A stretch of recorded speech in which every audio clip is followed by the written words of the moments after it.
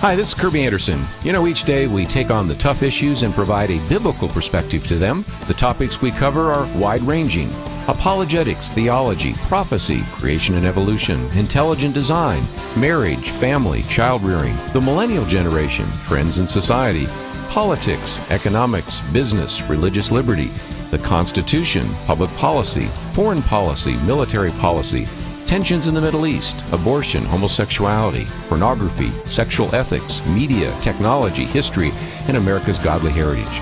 We talk about anything that affects your faith, your family, or your freedom. So don't go anywhere, because Point of View starts right now.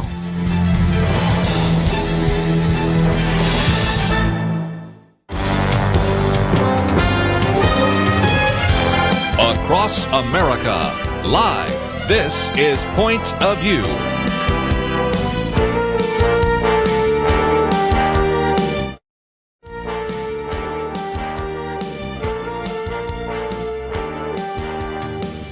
And now, Kerby Anderson. Thank you for joining me. It is our weekend edition. We have a round table of guests. I think you're really going to enjoy the commentary that we are going to provide today.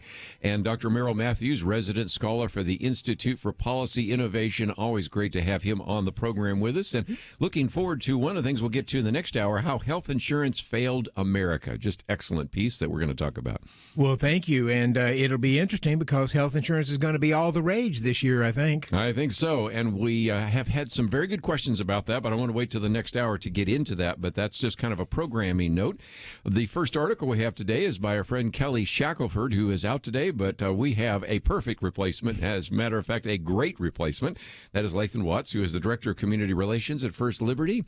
And so we're going to talk a little bit about that Peace Cross in just a little bit, and a variety of other things. So great to have you here as well. Always good to be here. Thank you for having me. And I always look forward to reading Lathan Watts. You know, he is one of the few people I read, along with maybe James Ho and Scalia and a few others, where when you're reading a legal brief, you laugh out loud, you know, or even when he's doing some of these editorials. I just love Lathan. He's such a great writer, and so we're going to have some fun with that. But before we get into this piece that is the first article, Ruling Threatens Maryland Peace Cross and Other Veterans Memorials, Dr. Merrill Matthews, we've got some pretty good economic news. If you are concerned about the market and concerned about the economy, a lot of things are going the right direction, aren't they? Well, they are today. They not so much yesterday. Stock market is going a different way. Yeah, but I'm talking stock about the market economy, was down about not the 660 stock market. yesterday, up nearly 800 so far here, just as we're starting out. But yes, we got the jobs report for December, and that was a 312,000 new jobs, I believe it was. Right. That was good. In addition to that, they this is the initial estimate that they came out with. They always come out with a second and then a third estimate. So there's other estimates for October. They raised that by 58,000. That was kind of a low month, and now they've raised it. In November. And October was 274,000. So that gives us an average monthly job gain of about 254,000 jobs each month for 2018. That's a good, solid job increase out there. In addition, we found out that the labor force participation rate is increasing some. More people are moving into the labor force. That's important because there's so many jobs out there to be had that employers are having trouble finding people who can fill those jobs. So the notion that more people are moving back in, and the real good news is that wages increased. They said about 3.2%, I believe it was. That's the third month in a row that wage increases exceeded 3%. Now, let me tell you why this is important. For 8 years, Barack Obama complained that the middle class was not getting any wage increases, and they were falling behind, which is why he was implementing all these plans and policies that he was doing. We've had significant wage increases in the past few months, which is exactly what you'd expect from a good, strong, growing economy. So this is all good economic news. You know, you were just mentioning former President Barack Obama, who said, you know, this candidate Donald Trump says he's going to increase manufacturing. What is he going to use? A magic wand? Well, apparently that wand is working, because manufacturing is best it has been in 20 years. Let's talk about unemployment. The Hispanic unemployment rate, the lowest ever. Not just lowest in 20 years, not the lowest in this decade, the lowest ever. Black unemployment hit the lowest ever as well. Now, I think it said both of those ticked up just a little bit, as did all unemployment. But then again, that's because people are moving into the workforce.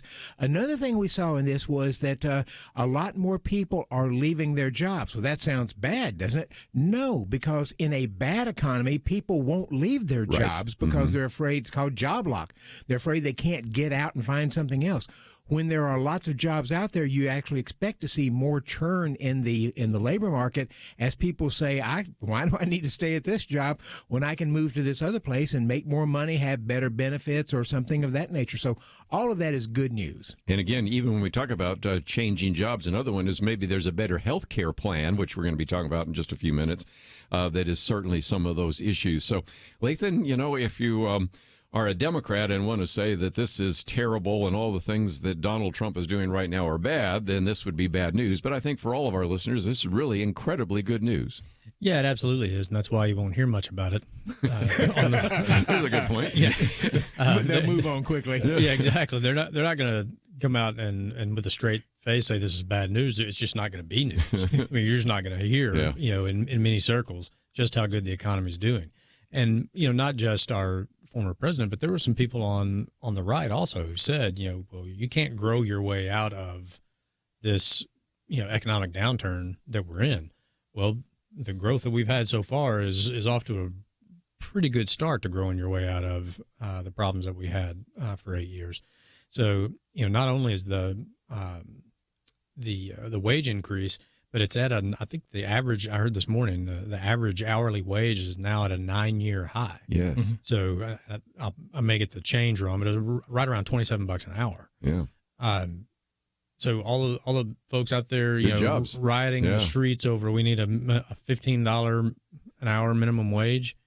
The economy took care of that for you. I would think so. It gives Barack Obama a tough time because he's been trying to trash these policies, and now he has to go around and say, who are you going to believe, me? Believe me or your lying, fatter checkbooks? That's a great turn of phrase. Okay, just before we get accused that we're just so optimistic there aren't any problems, first of all, we got a stock market that can give you a little bit of motion sickness. But even today, Wall Street Journal said Apple might be the miner's canary in terms of our relationship with China. Now, if we can get a Chinese deal of some sort, some kind of trade pact with China that works out, some of those problems go away. But if you've invested in Apple stock right now, you just got to be looking for the Pepto-Bismol, don't you? And the same thing's true with Facebook. Yeah. There's several of them, but yes, that's right. Because Apple has played such a big role in China, both in the manufacture of their iPhones and other products.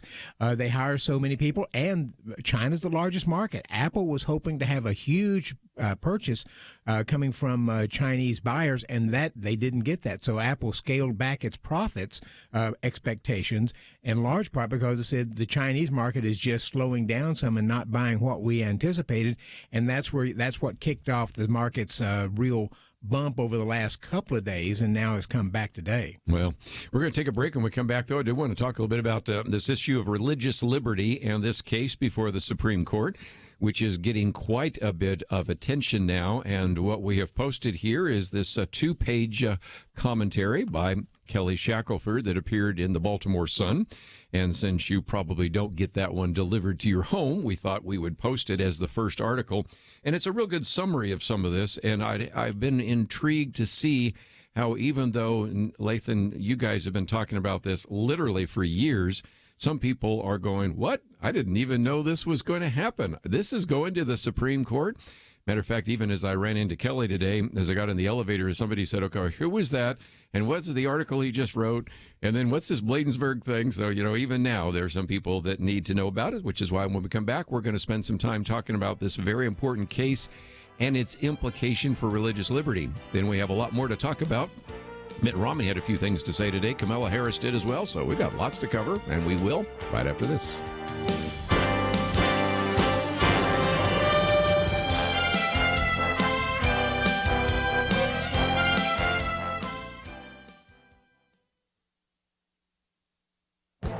This is Viewpoints with Kerby Anderson. Ashley Bradsher is an actress in the upcoming film Unplanned. The story in the film is powerful, but so is her personal story. The film will be out in March, and she tells about the conversion of Abby Johnson, who was a clinic director for Planned Parenthood and became a pro-life activist. Ashley auditioned for the part and considered herself pro-life, but admits she was certainly not an activist. However, as she read more about Abby Johnson and about Planned Parenthood, she was convicted and thrilled she got the part. When she got the call to play the role, she was told to pack for 7 weeks and be ready to leave in a few hours. It all happened so quickly she didn't have time to tell her family and friends why she left. So when her mother called, she hesitantly answered because of their strained relationship. When Ashley was in high school, her mother shared with her that she had an abortion when she was 16. 3 years later, she had Ashley. As Ashley began to tell her mother the story about Abby Johnson and Planned Parenthood, her mother fell apart. She said, "I need to tell you something I've never told you before." Through tears, she confessed, "I was going to abort you." In fact, she was on the table for abortion when she changed her mind. Ashley later called her father and asked if the story was true. He admitted that it was and added that they didn't have enough money for the abortion, so he pawned a shotgun to pay for the abortion. Ashley is so grateful that her mother believed her life was more valuable than the price of a pawned shotgun. Now she has a story to tell that's just about as powerful as the story she's telling about Abby Johnson in the upcoming movie Unplanned. When the film comes out, I encourage you to watch it and bring your friends. The story in the film is powerful, but so is the backstory of the actress in the film. I'm Kerby Anderson, and that's my point of view.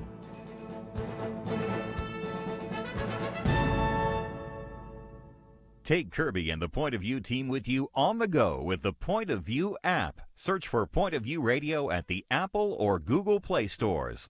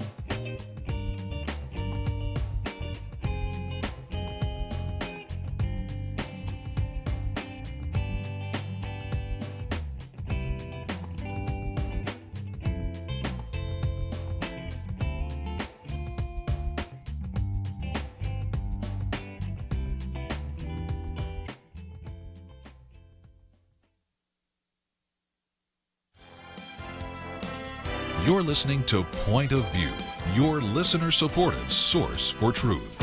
Dr. Merrill Matthews in studio, as well as Lathan Watson. If you would like to join us at any point, feel free to give us a call. A little bit later, of course, we're going to be getting into some issues I know are going to generate lots of phone calls. But one of the first articles we've posted here by Kelly Shackelford, who oftentimes joins us on Friday, has to do with this Peace Cross in Bladensburg, Maryland. And we just, of course, celebrated the end of World War I, the 100th anniversary. Well, a year later, in 1919, mothers who lost their sons in World War I designed this, what was that time called the Great War, but we now call World War I, designed the memorial. And then later, the American Legion built it, dedicated it, and really are part of the lawsuit, which has now gone to the Supreme Court. So, Lathan, give us some of the history here. Sure. Our client is the American Legion, where it's an honor for us to work with them and represent them in this. As you said, the memorial was the brainchild of Gold Star moms in Prince George's County, Maryland, who wanted to honor their sons who did not come home from World War I. They chose for the monument the shape of a cross to resemble the gravestones in Europe because their sons at that time were not coming, would not be moved to the States. Some of them later were, but when they were designing the memorial, these mothers really didn't have much hope to ever visit their sons' actual gravestones. True. So they intended for this memorial to serve as a gravestone for their sons. And our client, the American Legion, donated the property on which the monument stands and helped complete the process and get the memorial constructed, which is why the seal of the American Legion is at the center of the cross-shaped memorial. In the early to mid-1950s, I believe, the state of Maryland was expanding highway and had to take control of the property on which the memorial stood. But they literally went out of their way not to disturb this memorial. If you go there today, the highway curves around the Bladensburg World War I memorial. And that memorial has stood there, as you said, now for nearly 100 years, honoring these 49 men from Prince George's County, until a couple of lawyers from the American Humanist Association decided to drive past it and get offended and file a lawsuit. So that's kind of where we are in America today. They did so. We actually won that case at the trial level. They appealed to the Fourth Circuit Court of Appeals. And the Fourth Circuit, the three-judge panel of the Fourth Circuit, ruled 2-1 against us that this memorial violates the Establishment Clause of the First Amendment of the Constitution. Now, we've appealed that to the Supreme Court to hopefully set the record straight once and for all, not just for this memorial, but to impact many memorials around the country. The Fourth Circuit covers Arlington National Cemetery, and there are other World War I memorials there that, if this Fourth Circuit decision isn't overturned, could be in jeopardy as well. So it's an honor, as I said, to represent the American Legion, who were a part of erecting this memorial to begin with. And this case will present the Supreme Court with really a pretty stark choice of preserving history or erasing it, because this is one of the very first World War I memorials built in America. And if it goes, there will be no marker for these 49 men who gave their lives for their country. And as I said before, this precedent could then be applied in Arlington National Cemetery to the Argonne Cross, to the Canadian Cross of Sacrifice, or even the Tomb of the Unknown Soldier.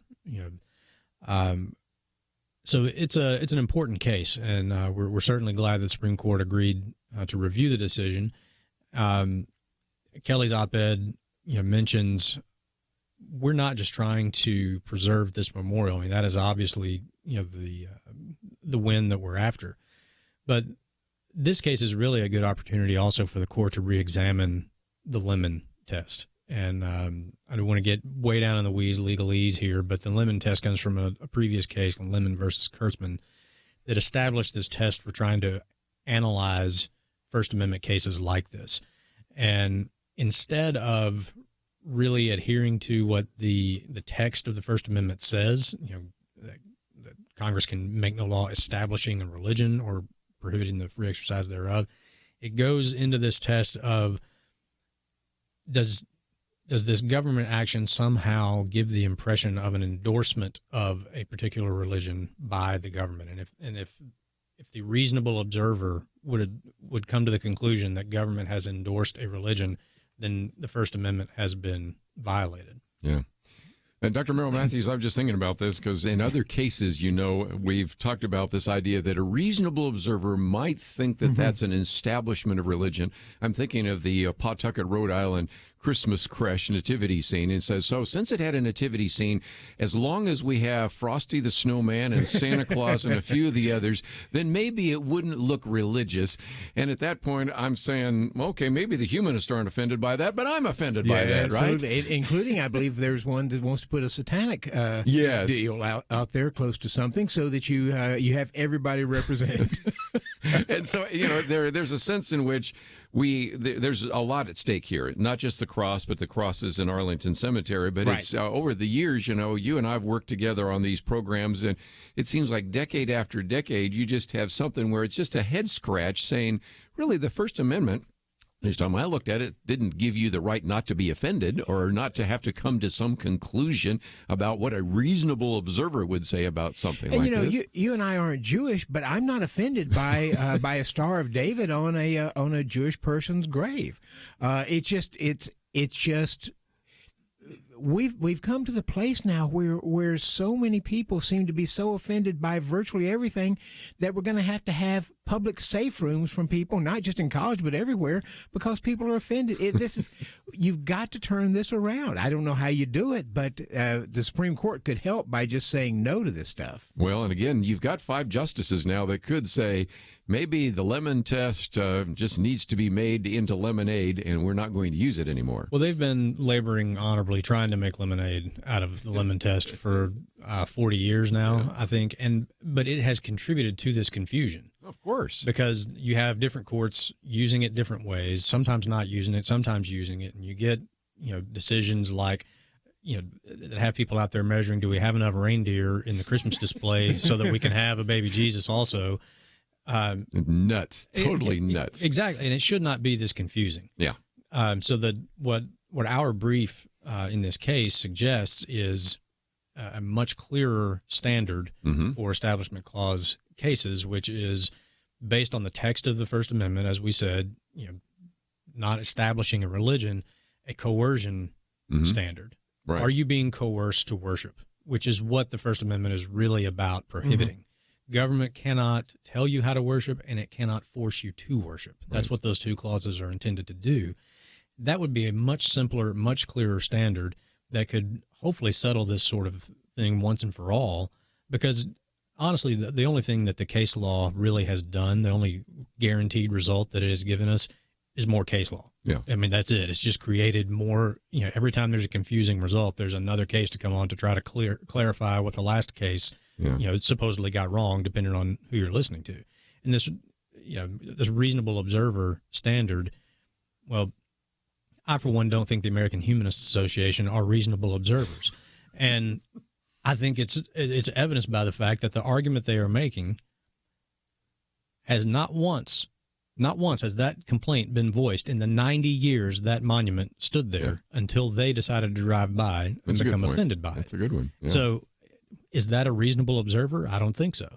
But under that standard, we have had all of these decisions that are seemingly at odds with each other, and it makes it extremely confusing for people who are in positions of government who have to make these decisions on the ground, whether you're a city councilman, at Christmas time, or you're a superintendent, and can the kids bring candy canes or not? Yeah, can we have a candy cane? Can we have the 10 Commandments posted? Can we have a valedictorian share his or her faith? Can we have prayer before a high school football game? Absolutely. On and on and on. And so I'm hoping that they'll look at this as an opportunity to broaden the whole discussion rather than just answer the question about the cross. But again, before we go to a break, let me just mention that one of the really innovative ideas was, well, if we just take off the wings of the cross, then that would be fine. That was actually suggested by one of the judges on the Fourth Circuit. Oh, this has gotten to be insane. So again, that's the first article that we've posted here, and you are free to read it at pointofview.net. We come back, though. Mitt Romney had a few things to say in an op-ed, and I'd like to get some comments about him, about the campaign that is upon us. And for some of you saying, well, you shouldn't be talking about a presidential campaign, they're now talking about the first Democratic debates in June of this year. June. So it's not too early to start talking about that. We'll be back right after this.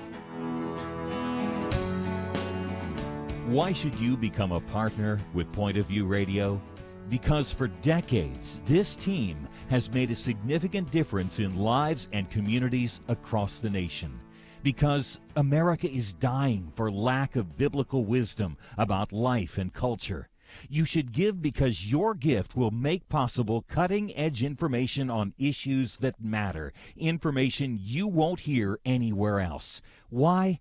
Because your gift will change lives, because you'll influence our culture with biblical truth, and because you can make a difference for the future. Our nation needs a truth team very badly. Support Point of View Radio today at pointofview.net. Click on Join the Truth Team and choose your level of support.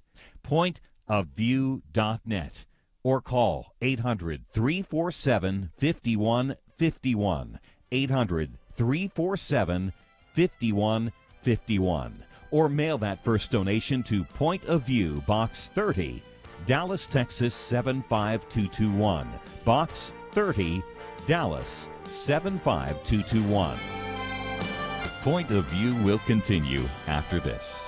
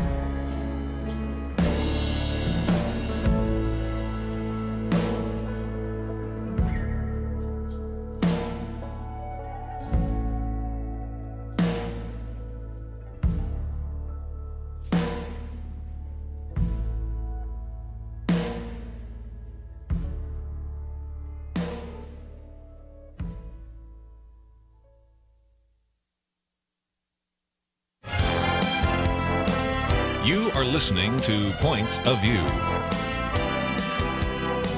The opinions expressed on Point of View do not necessarily reflect the views of the management or staff of this station. And now, here again is Kerby Anderson. Once again, if you'd like to join our conversation, 1-800-351-1212. If you want to leave some notes on our Facebook Live post, I'll read those a little bit later as well. And in studio with us, Dr. Merrill Matthews, Lathan Watts, and Dr. Matthews, let's talk about Mitt Romney. I posted a piece here by Ben Shapiro, but the other day I read on the air kind of the op-ed by Mitt Romney. No love lost between these two individuals. I've had a chance to sit across the table, just like I am with you right now, with Mitt Romney, and found him to be a very engaging individual. Theologically, we have our disagreements. Sometimes politically, we do. Very engaging individual, and I can't understand for the life of me why he decided to come out and criticize Donald Trump before he even was sworn in as senator from Utah. It was a mystery to me. What's the point? He wanted to try to make the case that Donald Trump has got some character flaws. Very few people would argue with that. That's not news. And then he goes on to a number of platitudes about how we need to lock arms and lead and do other things. It sounded like he's trying to run for president, but he's run twice, and people did not.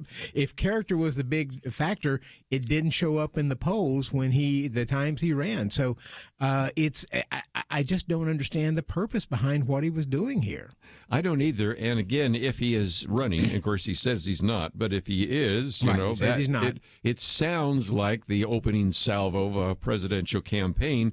But let's just recognize that even in some of the latest surveys, this Quinnipiac survey, most Republicans, 82%, felt that he had good leadership skills. You can agree or disagree, but that's what it is. 77% said he was honest. I don't know where that comes from, but nevertheless, 92% thought he was intelligent. 80% thought he shares your values. And this piece by Ben Shapiro on a lot of these issues, Lathan, you and Kelly Shackelford and First Liberty would say, if this is a failed president, just keep doing this, because the kind of people that are going on to the federal courts are going to make your job easier in the future. True? Certainly. We've been very pleased with the overwhelming majority of President Trump's nominees. When we've differed with him on one or two, we've said so. That's our job. But yeah, absolutely. I mean, the quality of the people and the caliber of the jurists that he has been able to get confirmed and is still working to get confirmed are outstanding. And they will be on the court, some of them 30, 40 years. They're young, and they are textualists, originalists, and we're very happy with them. This op-ed by Romney is just it makes no sense. I mean, I think lots of us have sort of said that we're sort of baffled by this.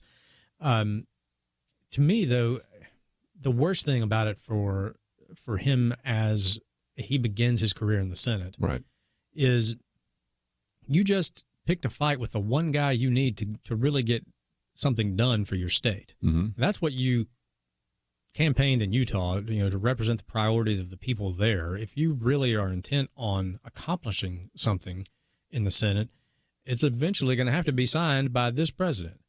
One of the character flaws that he's pointing out, I don't know if he used the word petty, but he was getting at it.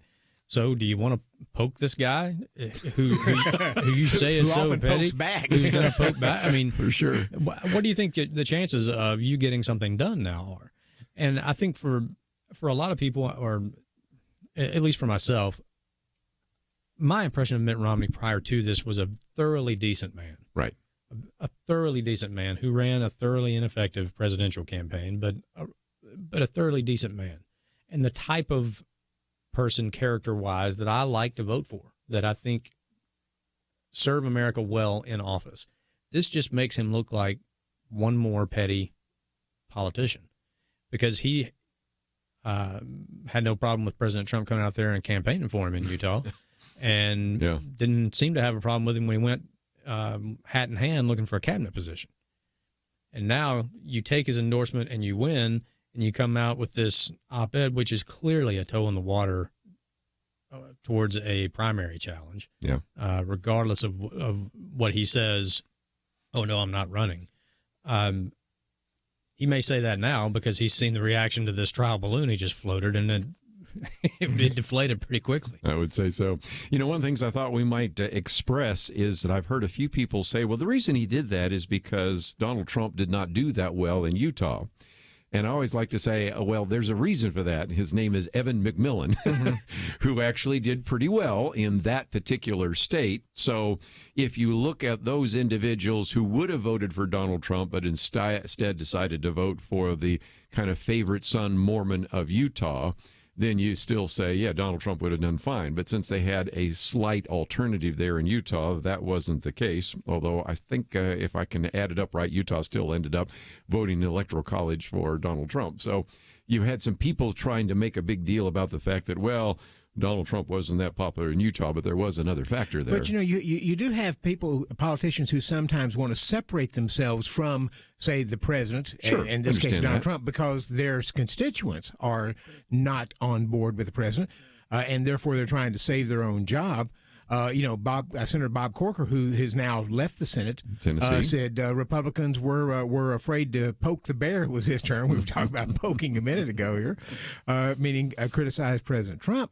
But that if Mitt Romney just got in, he's got 6 years and he's safe. He's a Mormon from Utah, so it just doesn't make any sense why you would criticize. If you want to criticize, highlight some key policy issues that you feel like need to be adjusted. Trade, I would say, needs to be dealt with fairly quickly, and we need to find a way to get around that. Dealing with the immigration issue and so forth, and then lay out your own agenda. But he didn't do that. It looked more like a personal attack rather than a real substantive policy difference. And again, if you're positioning yourself as being kind of the loyal opposition within the party, Senator Ben Sasse has done that a few times. Right. Can't you just wait? I mean, Ben Sasse waited an entire year before he even gave a speech in the United States Senate. And it also comes at a time which I want to now switch to the Democrat Party, because up until now, there has been a lot of news about splits in the Republican Party. No surprise there, you know. Can I mention names like Flake and Corker? And, okay, we know that. But lately, the stories have all been about the really striking splits taking place right now in the Democratic Party, especially when you're going to have just about anybody with a D next to their name running for president next year. Just right? about. That's going to be 220 plus in the House. and there's where the division really is, you think, is going to be taking place, right? Right. And we're seeing it right now because the energy in the Democratic Party is moving to the far left. That's where all the ideas are. That's where the media focuses. If you come out as a Democratic Party member and you're going to say, well, let's do some moderate things here, the media don't care about that. They want to know Alexandria Ocasio-Cortez, Bernie Sanders, and Elizabeth Warren, to some extent, though I think less so than she was 2 or 3 years ago, are sort of the driving lights behind this, Kamala Harris and so forth. And I think they're looking to them for what their ideas are and what they want to say, and they will give them full airtime. And so as a Democrat, you've got to move left if you want to try to get any attention in the Democratic Party and from the media. And again, last time Lathan was with us, we were talking about the fact that sometimes Joe Biden is the kind of common sense voice, and a party is in trouble when Joe Biden is the common sense voice in the party, right? If he's the wise old man at the table, you're at the wrong table. And you even had this week, and I don't know if this would be the case, but Donald Trump apparently considering James Webb, former senator from Virginia, and a former Democratic presidential candidate who could not, he couldn't get a blip in interest because he's a moderate guy. But considering him for Department of Defense, that wing of the Democratic Party may end up having to shift over Republican if they want to have any emphasis because the Democrats are moving so far left. When we come back, I want to talk a little bit more about that. And, of course, that gets into Kamala Harris's Dark Nights, one of the other articles that we've posted here from, in that case, the Wall Street Journal, which I know you're writing about right now, Lathan, so I want to get into that as well. So, again, we'll get into a couple of these issues. And let me just, again, give you a program note, because when we start the next hour, we have this piece by Dr. Merrill Matthews, How Health Insurance Failed America. And that was a question that surfaced on Monday. I think Penna Dexter and Nick Pitts and I did a fair job of trying to give some answers, but this is going to be a big issue in this campaign, along with immigration, of course, the shutdown taking place right now, and a number of others. But so we'll really try to do some education in that regard. And then, of course, we've got a lot of other topics to address, including one that I just now mentioned.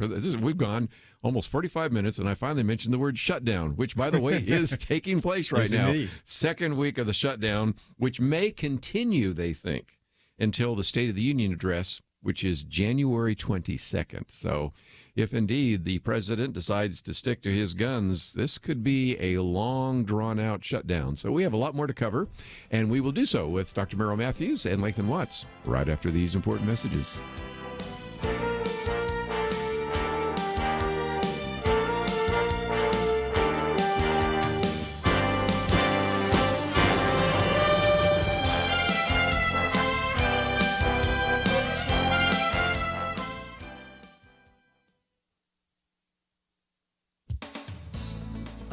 To ask ourselves as we begin a new year is, what does the church do when more and more of it becomes apostate? World Magazine reported on an example of this as the boards of two evangelical Christian organizations, the Council for Christian Colleges and the National Association of Evangelicals, quietly passed resolutions supporting an idea called fairness for all. Increasingly, localities are passing sexual orientation and gender identity, or SOGI laws, governing employment, housing, and public accommodations. SOGI laws elevate sexual orientation and gender identity to protected classes at the expense of privacy and religious liberty. Now there's a push to bring SOGI to federal civil rights law. Success in doing this would allow bureaucrats to define common sense policies as discrimination. It would hit Christian organizations, especially colleges, hard. What Christian education-oriented parent is going to pay for a school that is forced to ignore biological sexual differences in bathroom, locker and dorm room, sports team, and even pronoun policies? In class, students might learn the biblical definition of marriage. In practice, university policy would be required to deny it.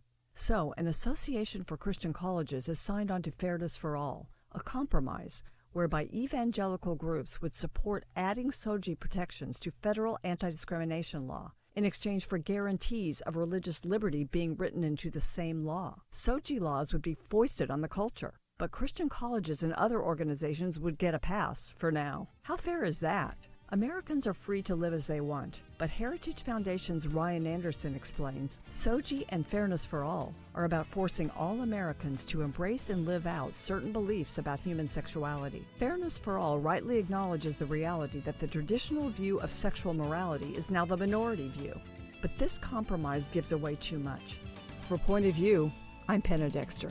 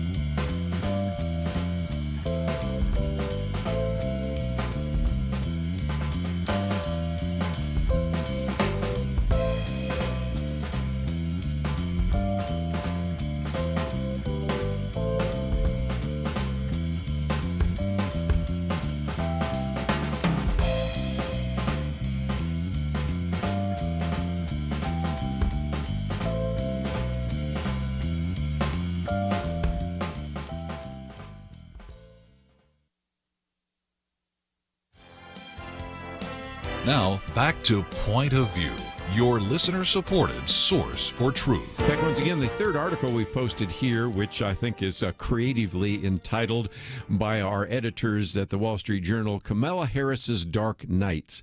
And we'll get into this particular issue, but it is intriguing to me that if you read through the Constitution, and we give out pocket constitutions, anybody that would like to get one, you will, as you read through there, find a statement about there should be no religious test for office. And it's like, okay, well, that's really from the 18th century. But every once in a while, Lathan Watts, it pops up again, and it has popped up more than a few times lately in the United States Senate, hasn't it? Unfortunately, yes. I think the case or the scenario that people have probably heard the most about was when Amy Coney Barrett was in her confirmation hearing for the Seventh Circuit Court of Appeals that she was eventually confirmed to, but Senator Feinstein grilling her on Catholic dogma, and then the quote was something along the lines of, "I'm concerned that the dogma lives loudly within you or speaks loudly within you." Yes. And I think not only Catholics and Protestants, but people of all faiths or people of no faith really recoiled at the sight of a senator grilling a nominee over their religious beliefs. And whether or not they know Article 6 of the Constitution and the religious test for office, there was something instinctively un-American about that that people reacted to. And I think the backlash that came from that is probably a factor in now Judge Barrett's confirmation, because there were even a few Democrats that crossed over and voted for her when she was actually voted on. Now, more recently, you have Senator Harris and Senator Hirono, who were questioning a nominee for a district court position in Nebraska. And their opposition to him was based on the fact that he was a member of the Knights of Columbus, one of the oldest Catholic fraternal organizations in the country that has done immeasurable work in communities all over this country for many, many years. But because they are a Catholic fraternal organization, they affirm the Catholic Church's teachings on marriage, on sexuality, on gender, and these were concerning to Senators Hirono and Harris. Senator Hirono thought that these views were so extreme that this nominee should recuse himself from any case that related to this sort of subject matter. Wow! And then Senator Harris actually asked him with a straight face if he was aware that the Knights of Columbus held these views on abortion when he became a member. Now, the man's a devout Catholic. Yeah, I'm pretty sure he knew. Yeah. Pretty what sure the Catholic where Church the Pope teaches stood on these and where the Knights of Columbus stood. Yes, I know. But Senator Harris, demonstrating again a remarkable willful ignorance of the history of her own party. If she would study the history of her own party, Catholics and African Americans were both targets of the Ku Klux Klan. Yeah. And Knights of Columbus was an organization that did defend the rights of minorities in some very tough times. Sure.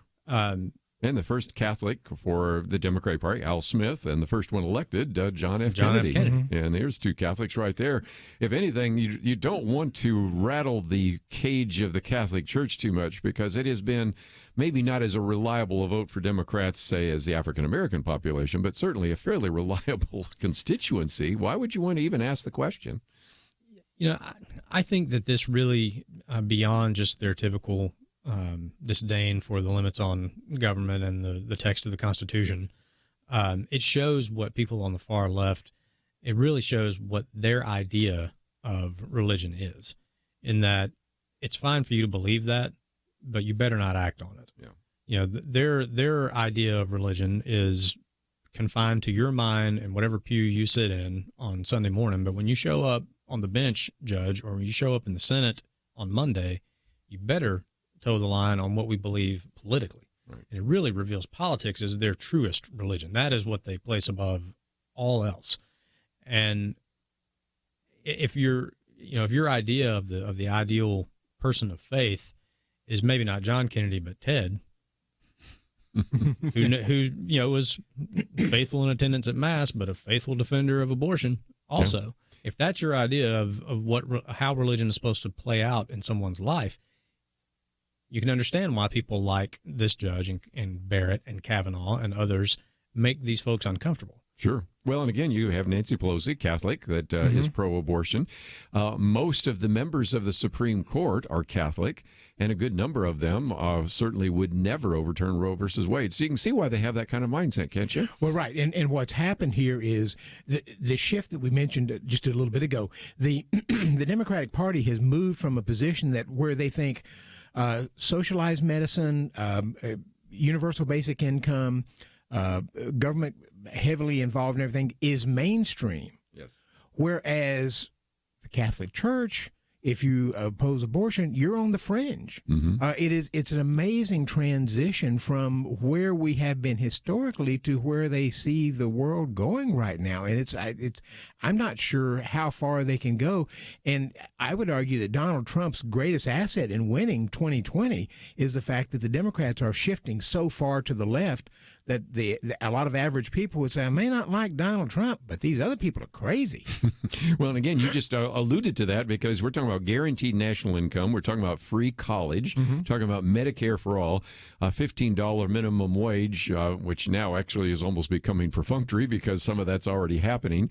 We haven't even got into the Green New Deal and all the rest. And those which used to be outliers, maybe Bernie Sanders issues, now are mainstream. And with the exception for the Democratic Party, with the exception maybe of Joe Biden, almost all the other possible candidates, including the Kamala Harris, who we just mentioned a minute ago, pretty much endorse almost all those, don't they? Oh, absolutely. Democratic Party of California has already embraced all of those in their Democratic platform, and I expect the Democratic Party in 2020 at the national convention will do something similar. Wow, amazing. And you mentioned Joe Biden. He's an interesting case also, because he's a faithful Catholic, and you will see him when he was vice president many times on TV, in a press conference, doing an interview on Ash Wednesday with the cross on his forehead, and doing interviews advocating for Obamacare that was going to force the Little Sisters of the Poor to pay for abortifacient drugs. Again, I don't even understand it, and I know as we open up the phones a little bit later, our callers are going to say the same thing. They don't understand it. We'll hear from some of our Catholic friends, but it's just an illustration. And again, this is the third article here where, again, some questions being asked about something as, at least in the past, innocuous as being a member of the Knights of Columbus, but because it's an all-male society, it's anti-abortion, and it's an extremist group. I love what they say here, that at one point they invited some of those individuals to join them in the annual polar plunge in February, where the folks jump into cold water to raise money for the Special Olympics. I think I might forego that, but nevertheless, just show you the kinds of things that are done by the Knights of Columbus, even in the District of Columbia, and to be somewhat oblivious to all that is just amazing to me. But anyway, we need to take a break. When we come back, we will still have, of course, Dr. Merrill Matthews and Lathan Watts with us. We'll get a little bit of an update on where we are on the economy, and then I want to get into this issue of health insurance. You've been asking for a very important kind of seminar, so we're going to convene the class, and Professor Matthews will educate us a little bit about health care, and we'll get back into some of these religious liberty issues and also look at the campaign. So we got a lot to cover. If you find yourself saying, I want to read these articles, good news is they're all available at the website, pointofview.net. Also, we have a link to ipi.org and firstliberty.org, and those are there on the website as well. Let's take a break. We'll come back with more right after this.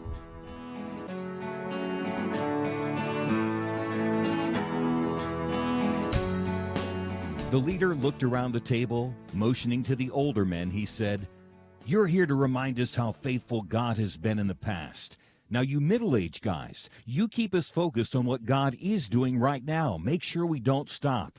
And you younger guys, keep us looking forward. Imagine what God wants us to be doing in the years to come." There's a lot of wisdom there. We have to be thankful for the past, focused on the present, and mindful to plan for a great future. Many listeners have made bold moves to partner with Point of View Radio and accomplish great things for more than 45 years. But as we look around, we do see many positive things, and I think we can all admit there's a lot more to be done. It's time to think about your next bold move, what you can do to invest for our nation's future. Be thinking about that. If you have an answer now, don't wait. Make your next bold move now. Give online at pointofview.net or call 800-347-5151. It's our future. The time is now. Pointofview.net and 1-800-347-5151. Point of View will continue after this.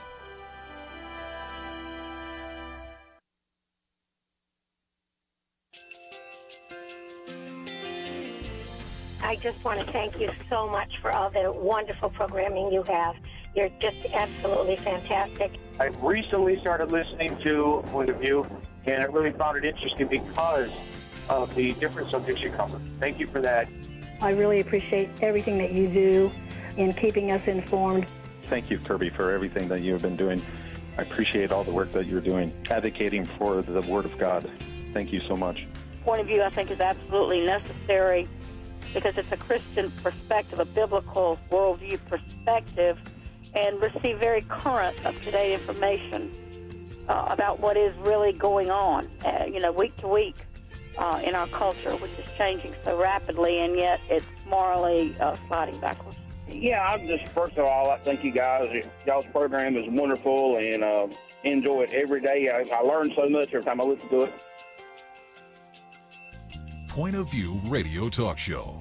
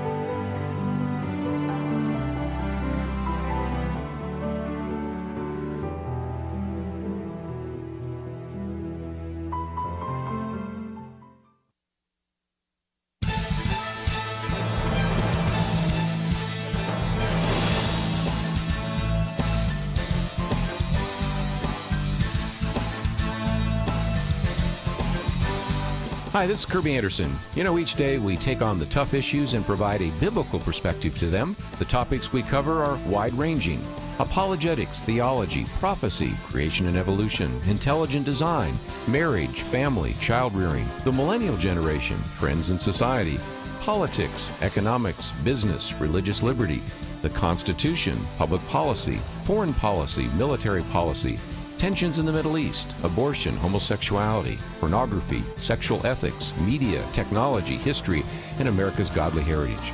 We talk about anything that affects your faith, your family, or your freedom. So don't go anywhere, because Point of View starts right now.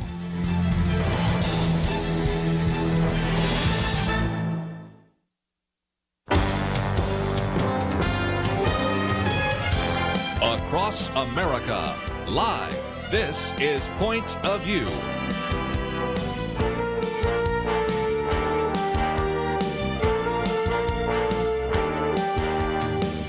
And now, Kerby Anderson. Thank you for joining me. It is our weekend edition. We have a roundtable of guests, which include, first of all, Dr. Merrill Matthews, resident scholar with the Institute for Policy Innovation, as well as Lathan Watts, who is the Director of Community Relations for First Liberty.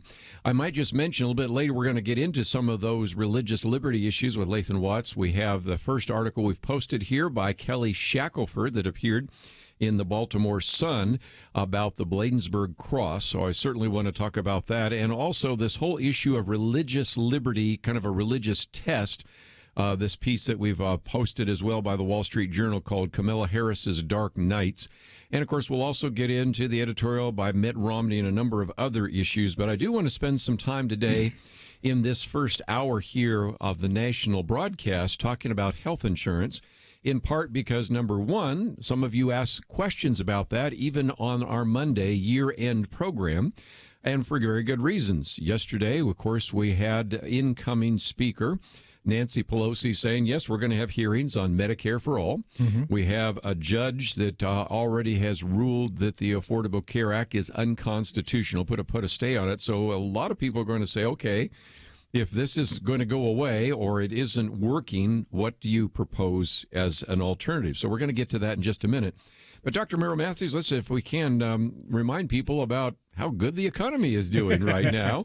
The stock market's been all over the place, but on a lot of other issues, the economy is looking very good because of some of the latest jobs reports. Right. The Bureau of Labor Statistics released its findings today for December with a job growth of 312,000 jobs. That is a good, solid, that's above solid job growth.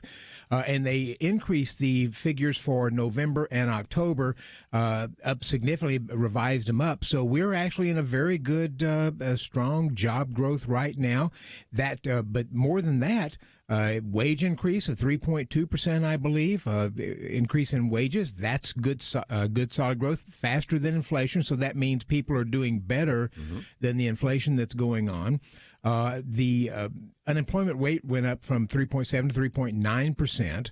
That's a little higher, but that's because so many more people are moving into the job market looking for work because you've got demand out there. So it's all in all, it's just a very solid jobs report that you didn't hear that much from the media on, but it's a good testament of some of the policies, especially I would argue the tax policy that passed a year ago. Lathan Watts, that's why we're talking about it, because I got the feeling that it's not going to be the lead story in the mainstream media tonight. Definitely not. Yeah, you're going to be hard-pressed to find it covered much in the national news media because it is positive economic news. And positive economic news or negative economic news, honestly, is typically attributed to the actions of the president. Historically, people just think the economy's good, president's doing a good job. Economy's bad, president's doing a bad job. It's much more complicated than that, but that's typically how the public reacts. And this press corps and their relationship with this president, they are not going to talk about something that's going to indicate that President Trump has done anything right. And the irony here is that Barack Obama spent 8 years complaining that it was all the bad economy was all George Bush's fault during his presidency, and he spent the last 2 years claiming that all these good numbers are his fault, are his credit to him. So it's. It's going to be increasingly difficult for Democrats to complain about the economy, given the jobs growth, wage growth, and other things they say they want to have when they didn't get it when they had control of the White House and Congress. And again, I've said this at least 2 or 3 dozen times every year, and that is the president sometimes takes too much credit for a good economy and gets too much blame for a bad economy. But again, even looking at the stock market a minute ago, it was up 800, then up 700, now it's up 800 again. A little over 700. Yeah, so yeah, now so it just hit 800 again. It just popped just even as we were talking here. And that recovers the 660 points they lost yesterday. Yes. So we're on a roller coaster ride right now. The worst was, of course, the day before Christmas, the worst ever.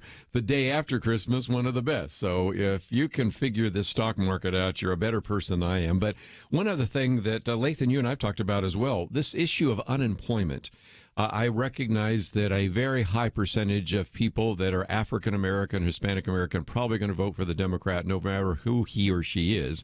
But the reality is right now, Hispanic unemployment, the best in the history, the best unemployment record for the African American community.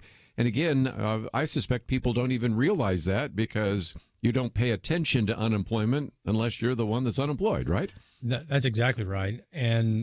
But I do also want to sort of maybe caution the president. I'm sure he's interested in my opinion, but I think if we learned anything from the recent midterms is that the economy is not going to be enough, because that's basically what the Republicans in the House and Senate were running on. They didn't really have a whole lot else, to hang their hats on as far as what they had accomplished. And so they were out there talking about tax cuts, and they were out there talking about the economy. Well, if you're not paying taxes, tax cuts don't really mean anything. That's right. And there's a large portion. If you're not invested in the stock market, you don't care about that. And if you've got a job, you don't care about the unemployment rate. The bottom half, half of the income range tend to pay about 3% of total income taxes. The top 50% pay the 97% of income taxes. So a big income tax cut does not help you very much if you are from the 50% down. But again, one other issue, manufacturing is better than it's been in 20 years. And you might remember the previous president said, well, what's this candidate Donald Trump going to do, wave a magic wand? Well, he must have found one because it's doing very well. But let's look on the negative side as well. If you are invested in Apple stock right now, Dr. Merrill Matthews, you've just got to be really having some indigestion. You took a big hit, and the last time I looked, Facebook was down about 40% from its high. Very true. So a number of the technology stocks have taken a big hit over the past 3 or 4 months, in large part because they are so tied into the global economy and especially with China. And we've got this tussle going on with China right now. Now, the Chinese delegation, they confirmed just today that they will be here next week as they're trying to work out some negotiations on the trade deal so that they can address issues of tariff, intellectual property, and other things. But the China deal it's bigger. I mean, there's a trade war going on with them. But there's also concerns about China expansionism into what's called the Belt and Road Initiative, as they've tried to move out into the Middle East and to East Africa and expand their influence, building the South islands in the South China Sea and other things. This is a very complicated issue, and it's more than just trade. Yes, but trade is a big issue there, and again, like Lathan said, I'm sure the president doesn't pay attention to what I have to say either, but Mr. President, if you can stop the trade war with China, that would help some of these tech stocks for sure. So again, mostly good news, unless you happen to be invested in some of those stocks that aren't doing so well. And certainly good news as we see wages increasing and more opportunities, and even people leaving jobs. That's a good news, isn't it? When people leave jobs. When people leave jobs, they are looking, that means that they feel like there's other jobs out there. If they're not leaving jobs, and this report said you've got a high percentage of people leaving jobs now, that's because you've got a good market that they feel like they can improve their jobs. When they're staying in the same place, that's a bad economy because people don't feel like they can find a better job. Yeah, don't want job lock, and we're giving people some upward mobility. When we come back, many of you have questions about health insurance, so class will be convened, and we'll try to do our best to educate you right after this.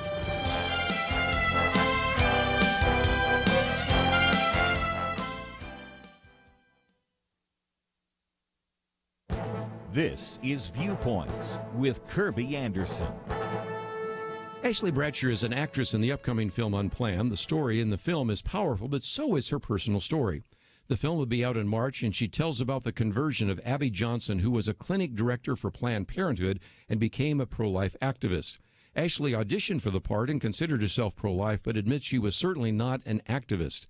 However, as she read more about Abby Johnson and about Planned Parenthood, she was convicted and thrilled she got the part. When she got the call to play the role, she was told to pack for 7 weeks and be ready to leave in a few hours. It all happened so quickly she didn't have time to tell her family and friends why she left. So when her mother called, she hesitantly answered because of their strained relationship. When Ashley was in high school, her mother shared with her that she had an abortion when she was 16. 3 years later, she had Ashley. As Ashley began to tell her mother the story about Abby Johnson and Planned Parenthood, her mother fell apart. She said, "I need to tell you something I've never told you before." Through tears, she confessed, "I was going to abort you." In fact, she was on the table for abortion when she changed her mind. Ashley later called her father and asked if the story was true. He admitted that it was and added that they didn't have enough money for the abortion, so he pawned a shotgun to pay for the abortion. Ashley is so grateful that her mother believed her life was more valuable than the price of a pawned shotgun. Now she has a story to tell that's just about as powerful as the story she's telling about Abby Johnson in the upcoming movie Unplanned. When the film comes out, I encourage you to watch it and bring your friends. The story in the film is powerful, but so is the backstory of the actress in the film. I'm Kerby Anderson, and that's my point of view.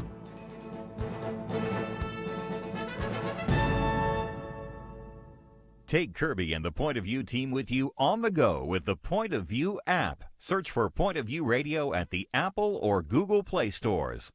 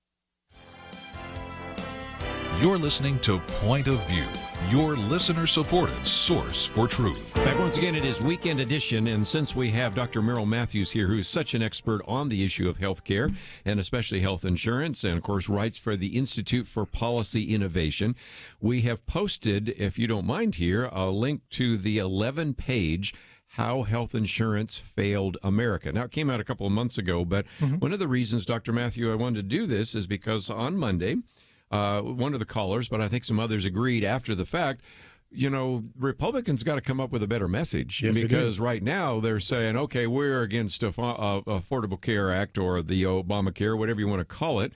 Well, that works fine if you're running in a campaign, but now you do have the Senate, and you still have to work with Democrats in the House to come up with something, given the fact that if you don't, then we'll end up with Medicare for all, and that is a single-payer plan, which is a disaster. We'll talk about why that would be a disaster for most Americans. And most people right now say, I've got this high deductible, and I can't even use my policy, but I have to pay a very high premium for it. So kind of educate us, because, first of all, the whole section talks about how insurance is supposed to work. And we, I think, have completely changed our definition of what insurance is, haven't we? Right. Barack Obama changed that for us. Typically, in the health insurance market, the large majority of Americans get their health insurance through an employer. That's called guaranteed issue. If you go to work for an employer that provides health insurance, you will get health insurance. You may have to wait a couple of months before the benefits kick in or something of that nature, but you get health insurance regardless of your medical condition. If you turn 65 and you're eligible for Medicare, you get Medicare regardless of medical condition. Same thing's true with Medicaid, where you've got about 75 million Americans who are poor and they go and say, you can have cancer, and if you're qualified for Medicaid, you will get it. It's only a fairly small percentage of people who were uninsured, didn't have access to any of those other things, and wanted to go out and buy their own policy and had a major medical condition where the insurance company in most states could say, we're not going to underwrite you, we're going to refuse a policy, or we're going to charge you more, or we're going to put a rider in your policy or something like that. That was maybe 1% of the population, maybe less. Yes. And yet Barack Obama used that to say, we have to make this change and make insurers accept anybody who applies regardless of a medical condition. Well, when you do that, you create an incentive for people to wait till they have a medical condition to move into to move into insurance, which is, we warned them this is what was going to happen. They did not believe it. That's what's happened. And so you've got a skewed insurance pool in which you have more sick people than you would normally expect, and younger healthy people tend to stay out because they don't have to, and that's going to get worse now as the mandate to have health insurance has gone to zero, the penalty, so you don't really have to have it now under the law. I expect that will exacerbate now, so you'll have even a smaller, sicker pool, and it's going to be very, very expensive. And Barack Obama said, we've got to make the world look like that. He did that, and he destroyed the health insurance market for doing it. So what you want to do is you want to have a system in which insurers could say, you've got a medical condition, you're uninsured, we can't accept you because the medical condition has already happened. It's not an insurable event anymore, but we have a safety net over here, something where you can go and you can get high-risk pools that you can get coverage for, and you create a safety net for them. Most states had that, and it worked. Some states worked well, some didn't work so well. But the point is, health insurance, to address the problem of the uninsured and some of the uninsurable, that was an easily fixable problem. That's not what Democrats did. They destroyed the health insurance market now. Ironically, Republicans are taking the blame for it, even though no Republican voted for it. Yeah, and let's talk about what this looks like if nothing happens. You have what's called the death spiral, right, because you get more and more sicker and sicker people because more and more people jump out. And since you have more and more people that don't have insurance, they go to the emergency rooms, right? Exactly. Yeah. The death spiral has been going on for a little while. It is not going to be like a standard insurance market because 87% of the people who buy health insurance through Obamacare, that's only about 10 million people now, they get subsidies. So if the taxpayer is covering most of all of your health insurance premium, you don't really have an incentive to leave and go outside of that. So it has shrunk, and it may shrink a little more, but it's not, as long as the taxpayers are footing the bill for them, you're going to have people staying in the system. So now you've got a system where you've got about 10 million people who are in the Obamacare exchanges. You've got another 6 or 7 million who buy their own policies out there, giving you about 17 million people in the individual market, people who go out and buy their own policy. How many people did we have in the individual market before Obamacare? About 18 million who were able to actually go out and buy their own policy, even with a medical condition, prior to Obamacare. So it's in a problem right now. And those people who have this, the premiums are exploding. They're huge. A lot of them are insulated because of the taxpayers, but you're looking at several $1,000s for an insurance policy that might have cost a few $100s prior to Obamacare. So it's an unsustainable system. Republicans need an alternative. There is one out there that Rick Santorum, former senator from Pennsylvania, has been promoting. Senator Lindsey Graham has been promoting as well.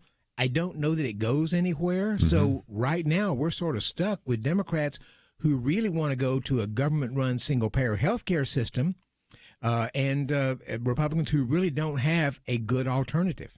Well, and again, if you don't have a free market, then there isn't a lot of incentive for there to be efficiency. And let me just take one aspect of that, transparency. If all three of us go out to eat at Chili's afterwards, we can look at a menu and we can see exactly what everything costs. I went to the doctor the other day, and when I asked what it cost, you'd think I'd come from another planet. Because first of all, I don't think the person at the front desk knew, and I'm not sure everybody knew because we have zero transparency. Now, in places where you do have transparency, like eyeglasses and LASIK and things like that. Plastic surgery? Yeah, there is where you have a free market work, and you get a high-quality product for a lower price. And you can comparison shop. They give you a bundled price. We're going to do that eye tuck for X number of dollars, and you can go down and compare it with another one. So you get a bundled price for all of it. You don't get that typically in the healthcare system. So that's right. Now, because the federal government is now requiring hospitals to post their prices, their list prices. But that doesn't mean anything because most of us have insurance, which negotiates a significant discount off that. Your insurance could be negotiating a roughly a 70 or 80% discount off the list price. So posting the list prices doesn't actually help you that much. But we should say to our friends who are out there, doctors who are in direct primary care and a few surgery centers out there that don't take insurance, they actually do list their prices. They're clear, and you know what you're going to get when you go there and what it's going to cost you. Lathan, let me come to you for just a minute, because let's imagine, again, that a scenario would go out to Chili's, and Kelly Shackelford's given you the First Liberty credit card, and all of a sudden you say, you can order anything you want. I got a feeling that Dr. Merrill Matthews and I are going to be paying a lot of attention to what's on the left side of the menu and no attention at all to what's on the right side of the menu. Because price does not mean anything. And that's a problem we have right now with the insurance companies. Well, absolutely. And as Dr. Matthews explained, I mean, the whole concept of insurance is based on the allocation of risk. And the reason that pricing and the value of healthcare has sort of gotten away from us as a concept as Americans is because for many, many years now, it has been somebody else is paying for it. Right. And that goes all the way back to FDR. That's wage freezes during World War II. That's right. And employers looking for ways to compete for employees. Markets will find a way to compete. Yeah. If you don't just prohibit them from doing so the way government action typically does. So employers started looking for ways to compete for good employees when there were wage freezes. And so they said, well, how about I help pay for some of your health care costs or your health insurance? And it just became a part of American life. As Dr. Matthews said, most people's health insurance is through their employer. And there is this third party somewhere that is paying for this. And so we treat health insurance as Americans much differently than we do any other type of insurance product. I know. And we pay go for to it. a doctor. We go to a doctor's office. We don't want to pay for anything. Right. We have an entitlement mentality there. Yes, exactly. there you go. Where you don't expect your car insurance to pay for your oil change. That's not what car insurance does, right? Right. But every minor thing that's related to our health care, we expect somebody else to pay for, whether that's our insurer or our employer or Medicaid, Medicare, the government. Somebody else should be paying for this. And so there is no market force driving prices down. And if we did have car insurance paying for oil changes, they'd be $300 or $400. Yes, Absolutely. they would. Well, I want to come back and then talk about the perverse incentives of some of this as well. What happens if the government takes over more of our health care and determines which drugs are on the formulary, which treatments you can have based upon your age and all those kinds of things? Because there are a lot of people say, well, Medicare sounds good. Medicare for all, why not? Well, we'll give you some good reasons why not and what a possible solution might be right after this.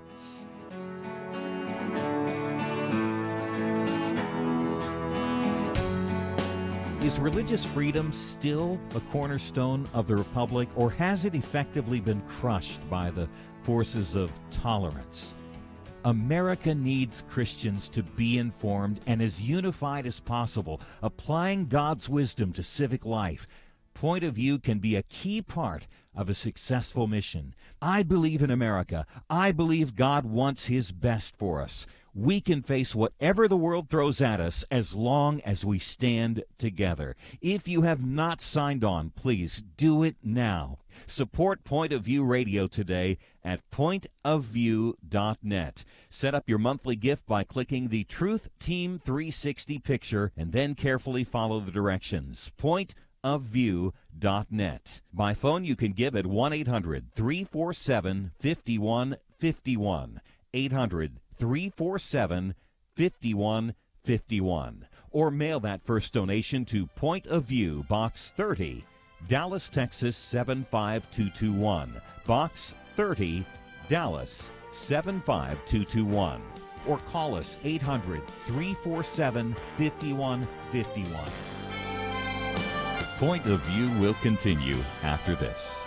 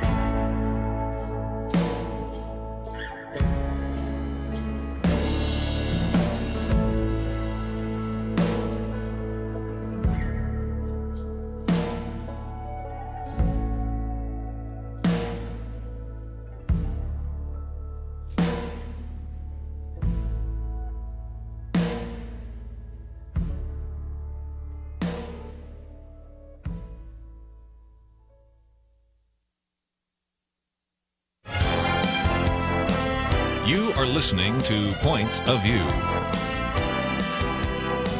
The opinions expressed on Point of View do not necessarily reflect the views of the management or staff of this station. And now, here again is Kerby Anderson. Weekend edition. A little bit later, we'll open up the phones to give you a chance to ask some questions. Dr. Merrill Matthews with us, of course, as well as Lathan Watts. And his 11-page brief, How Health Insurance Failed America, is something we've posted in case you would like to read it. Or you can simply go to ipi.org. It's certainly worthy of your financial support. So is First Liberty. And I don't say this as an individual that is not supporting those organizations. I certainly have and believe in them as well. And Dr. Merrill Matthews, let's talk about, where we found ourselves, because my callers, especially, I'll use the state of Georgia for just a minute. When the Affordable Care Act was implemented, they went through sticker shock. And the reason is that in the state of Georgia, there weren't a lot of mandates. My listeners in places like Connecticut, New Jersey, Maine, Rhode Island, places like that, they didn't notice as much. And that is that before President Barack Obama and Congress decided to bring everybody up to the same level, there was a difference.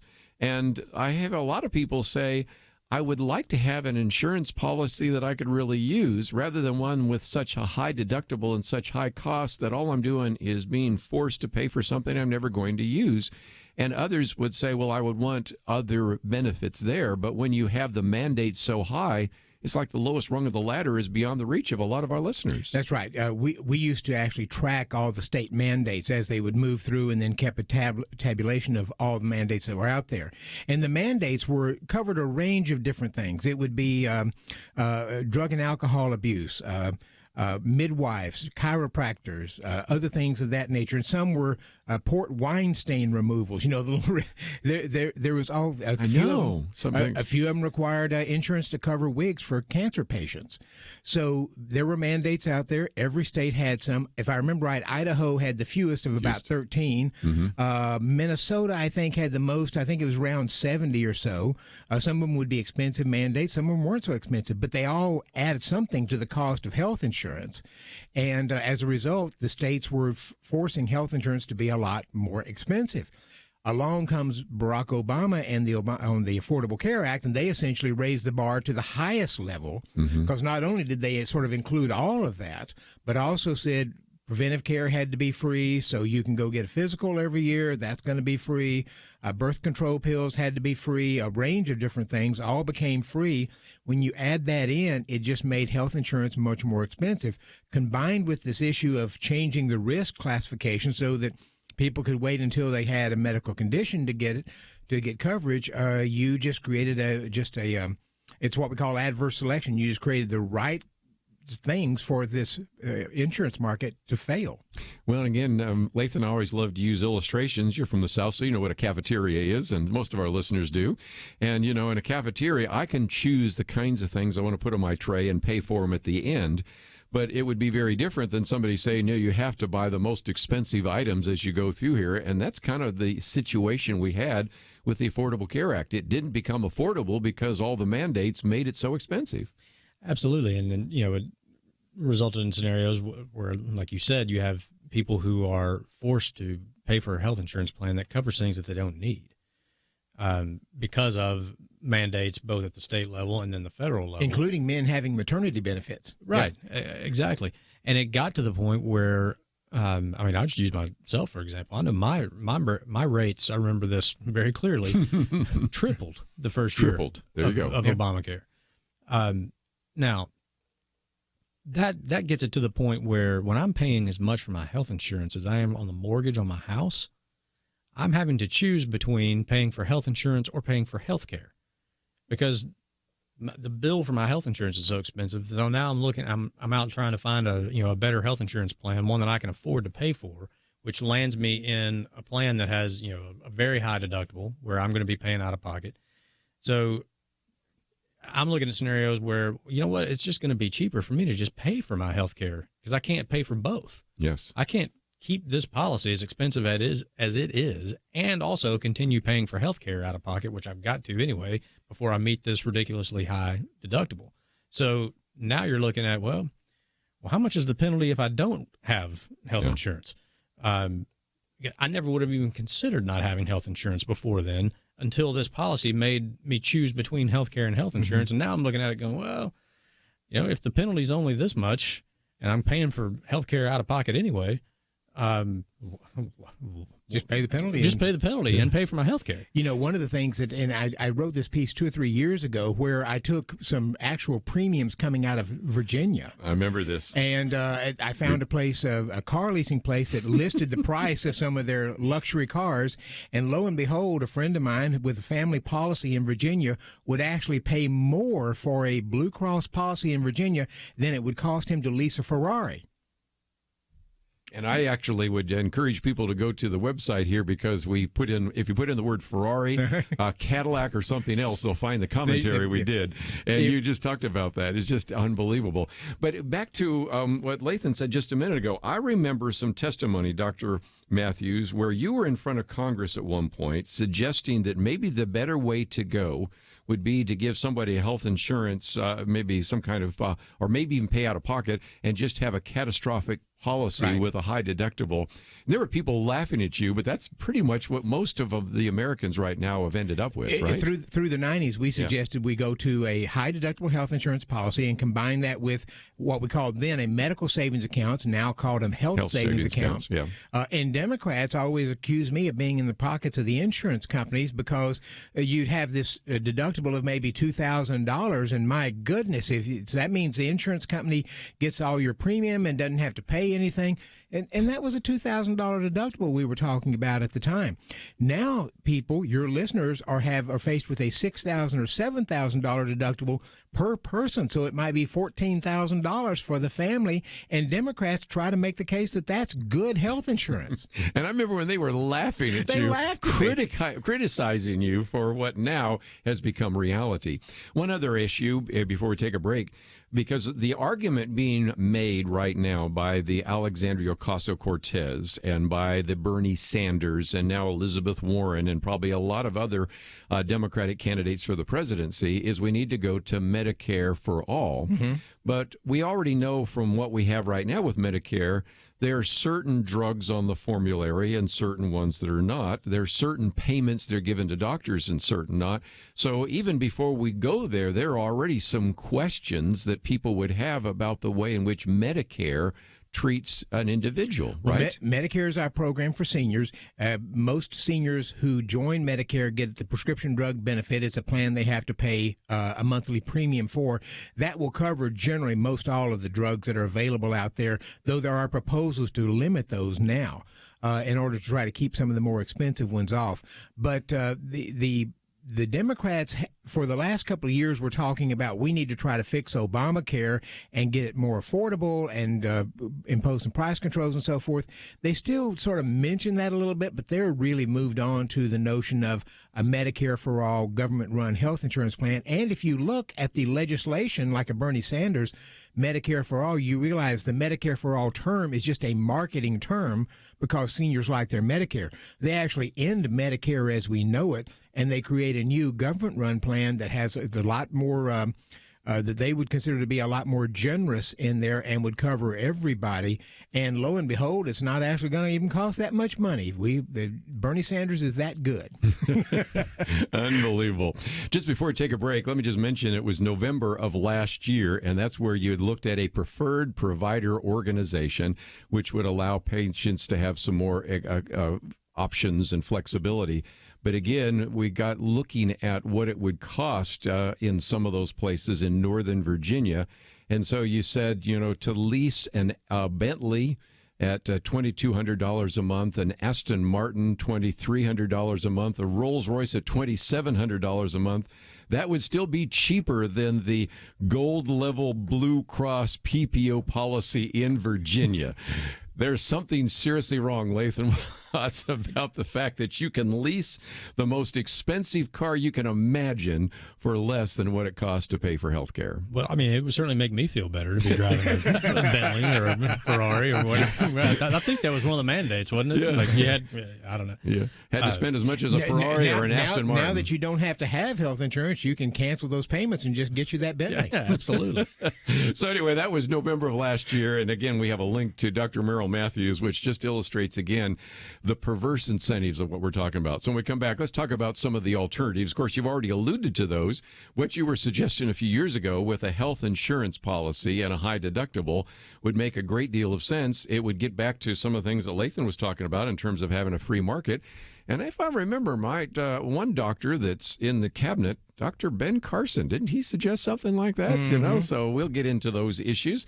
And if you'd like to join our conversation, trying to do a little bit of education on where we are on the issue of health care, and more importantly, if you're running for Congress or you want to express your opinion to members of Congress, we wanted to give you enough information so that you could make some important statements, ask them important questions, because this will be a big issue this year, and I think it will be front and center in the presidential campaign next year. All that coming up right after this.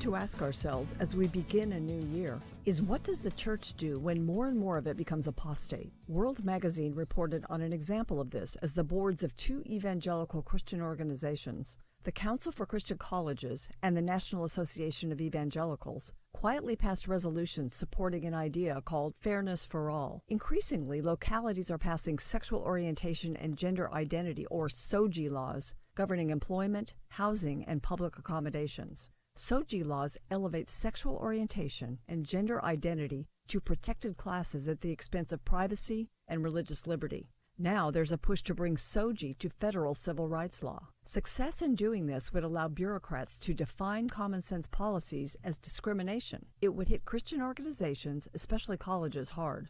What Christian education-oriented parent is going to pay for a school that is forced to ignore biological sexual differences in bathroom, locker and dorm room, sports team, and even pronoun policies? In class, students might learn the biblical definition of marriage. In practice, university policy would be required to deny it. So, an Association for Christian Colleges has signed on to Fairness for All, a compromise whereby evangelical groups would support adding SOGI protections to federal anti-discrimination law in exchange for guarantees of religious liberty being written into the same law. SOGI laws would be foisted on the culture, but Christian colleges and other organizations would get a pass for now. How fair is that? Americans are free to live as they want, but Heritage Foundation's Ryan Anderson explains, SOGI and Fairness for All are about forcing all Americans to embrace and live out certain beliefs about human sexuality. Fairness for All rightly acknowledges the reality that the traditional view of sexual morality is now the minority view, but this compromise gives away too much. For Point of View, I'm Penna Dexter.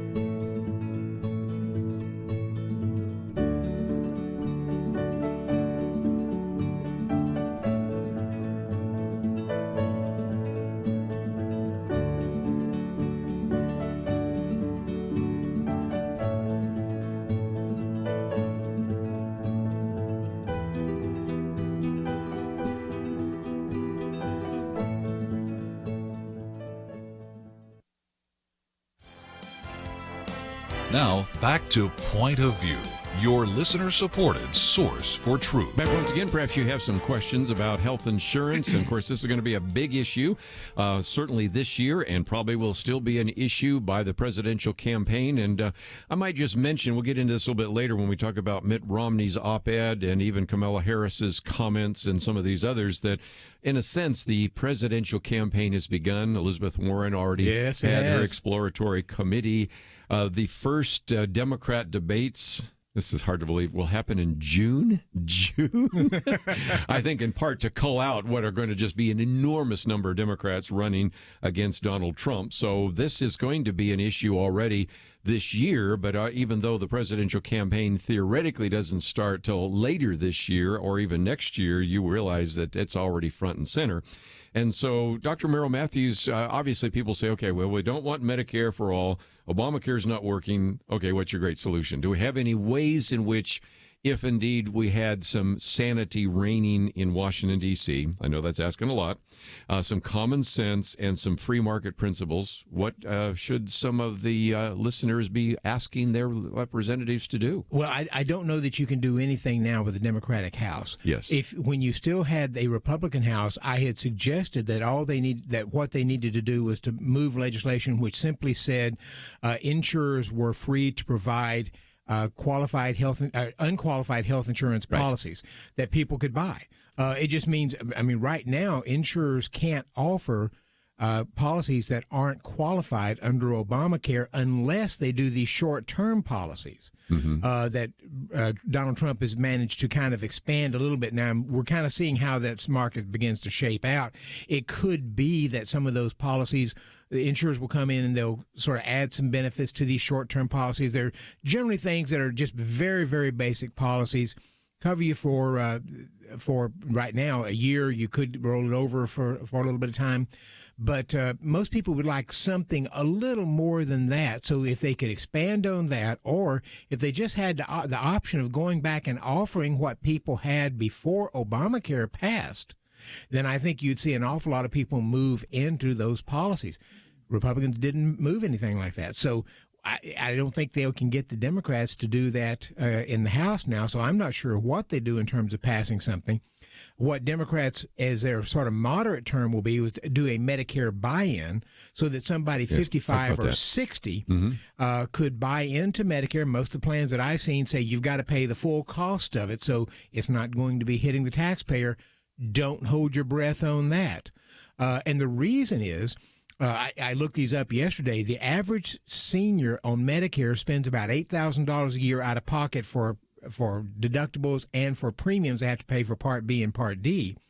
And then the government spends about $12,000 a year per senior on from Medicare. So you put those together, and that's about a $20,000 a year cost for insurance and out of pocket. How many people want to jump into the market at age 60 and buy a policy that cost them $20,000 to be able to pay for their health care?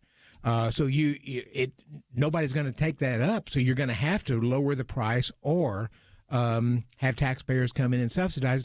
And here's the great irony on this. You could make the case when Al Gore proposed this back in the late 1990s as he was getting ready to run for president. You could make the case that it was something that could be needed then, because if you turn 62, you could take Social Security. You've been downsized, but you didn't have health insurance. You might need something like that.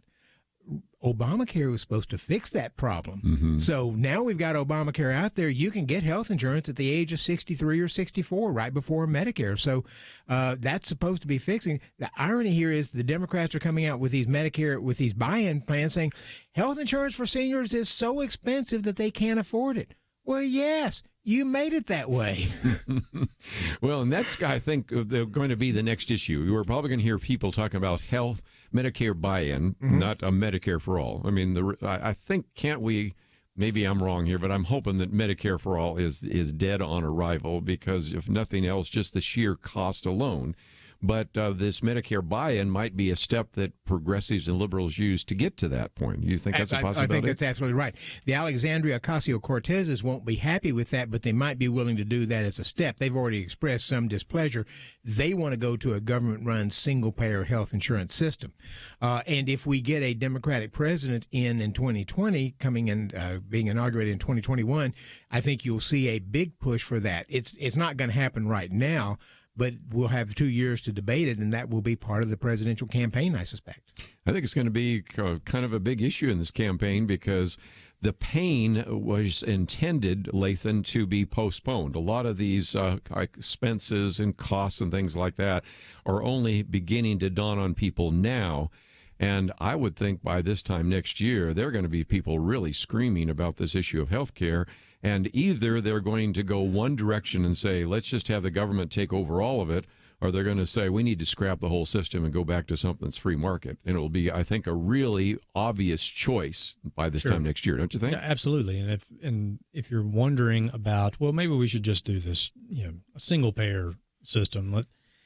We have a single-payer system. Go down to the VA. That's what I was going to say next. Ask a veteran how he likes the service he's getting at the if they called it VA for all, I don't think it would do so well. It wouldn't. And on your way, just make a quick stop at the DMV.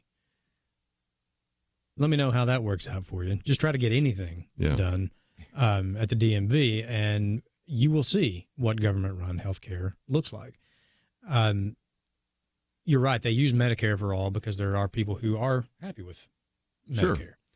Sure. Because they've paid into the system too. Exactly. And when you start, but when you start talking about in the system Medicaid that haven't paid into it, Medicare for all, Medicaid for all, our entitlement programs are already on a path towards fiscal unsustainability. Well said. Now, you want to expand it to every person in America and tell me how we're going to pay for it? Everything sounds good, like I said before, when somebody else is paying for it. But every time you hear a politician talk about the government's going to do this, the government's going to do that, the government's going to pay for this, he is talking about you. Yeah, you are paying for it. He is talking about you. That's Your right. taxes are what's going to pay for it. And just to make it quick, the money that we paid in during our working career goes to Part A. That's only hospital expenses. Part B and Part D, physicians and drugs, the seniors pay a premium for that, but that only covers 25% of the cost. Taxpayers cover the other 75%. So taxpayers are covering a huge portion of Medicare now, not just that FICA tax that you paid during your working years. Yeah, and that's a good point because it's not like you've just paid in, you're just getting your money back. Right. I mean, you're getting a lot of benefit from those people on the tax rolls. So I just think it's going to be a big issue. So we will take some phone calls after the break. So if you'd like to join us, 1-800-351-1212. Let me give you an overview, though. We'll also have this piece by Kelly Shackelford, where I want to give you an update on the issue of religious liberty. While we're talking about that, are we now actually implementing a religious test, apparently, for some people that are actually going to serve in the federal judiciary? And that is the third article we've posted on the website, Kamala Harris's Dark Nights. We'll talk about that. And, of course, we might get into the statement by Mitt Romney. And if we have time, the whole Green New Deal is another issue that is going to be front and center this year in Congress. So lots of things we will talk about. But, again, if you find yourself saying, I need to read a little bit more about this. First of all, of course, we have this piece by Dr. Merrill Matthews. We have the editorial by Kelly Shackelford and a couple of other articles. They're all available at the website, pointofview.net. And as we are in our first weekend edition of 2019, let me at least mention that we do need your financial support. So if you can help us out this year, click on that button that says donate, and even a one-time gift would be greatly appreciated. I hope some of you might even consider joining the Truth Team for as little as $1 a day, $30 a month, $360 a year. You can support this ministry. You'll receive the Outlook magazine, a variety of other benefits, which are all listed on our website. But when we come back, we'll take some phone calls first. 1-800-351-1212. Dr. Merrill Matthews, Lathan Watts. We'll be back right after this. The leader looked around the table, motioning to the older men. He said, "You're here to remind us how faithful God has been in the past. Now, you middle-aged guys, you keep us focused on what God is doing right now. Make sure we don't stop. And you younger guys, keep us looking forward. Imagine what God wants us to be doing in the years to come." There's a lot of wisdom there. We have to be thankful for the past, focused on the present, and mindful to plan for a great future. Many listeners have made bold moves to partner with Point of View Radio and accomplish great things for more than 45 years. But as we look around, we do see many positive things, and I think we can all admit there's a lot more to be done. It's time to think about your next bold move, what you can do to invest for our nation's future. Be thinking about that. If you have an answer now, don't wait. Make your next bold move now. Give online at pointofview.net or call 800-347-5151. It's our future. The time is now. Pointofview.net and 1-800-347-5151. Point of View will continue after this.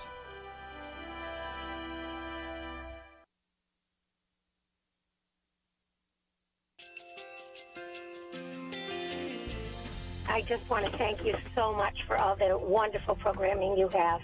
You're just absolutely fantastic. I recently started listening to Point of View, and I really found it interesting because of the different subjects you cover. Thank you for that. I really appreciate everything that you do in keeping us informed. Thank you, Kerby, for everything that you have been doing. I appreciate all the work that you're doing, advocating for the Word of God. Thank you so much. Point of view, I think, is absolutely necessary because it's a Christian perspective, a biblical worldview perspective, and receive very current, up-to-date information about what is really going on, week to week in our culture, which is changing so rapidly, and yet it's morally sliding backwards. Yeah, I'm just, first of all, I thank you guys. Y'all's program is wonderful, and enjoy it every day. I learn so much every time I listen to it. Point of View Radio Talk Show.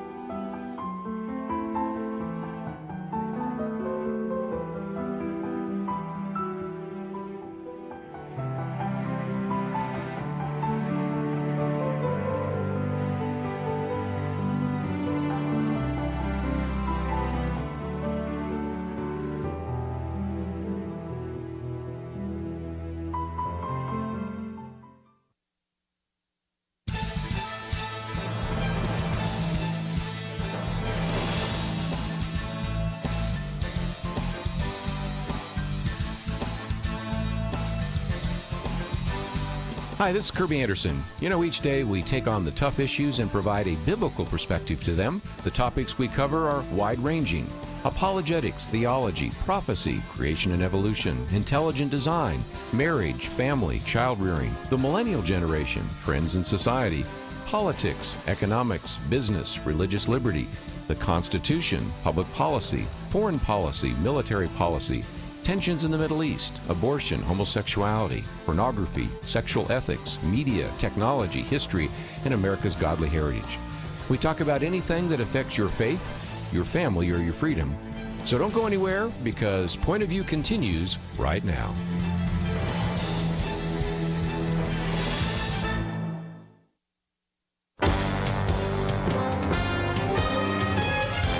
Across America, live. This is Point of View.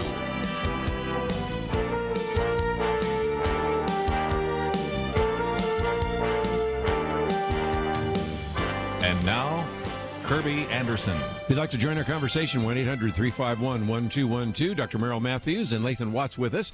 And we are going to switch topics. But, of course, if you want to address the issue we certainly spent a lot of time on last hour, health insurance, we'll take those calls in just a bit. But I did want to get to the first article that we've posted here. Lathan, your boss, Kelly Shackelford, somebody sits in that chair quite often. He was off today, but has written a piece that appears in the Baltimore Sun.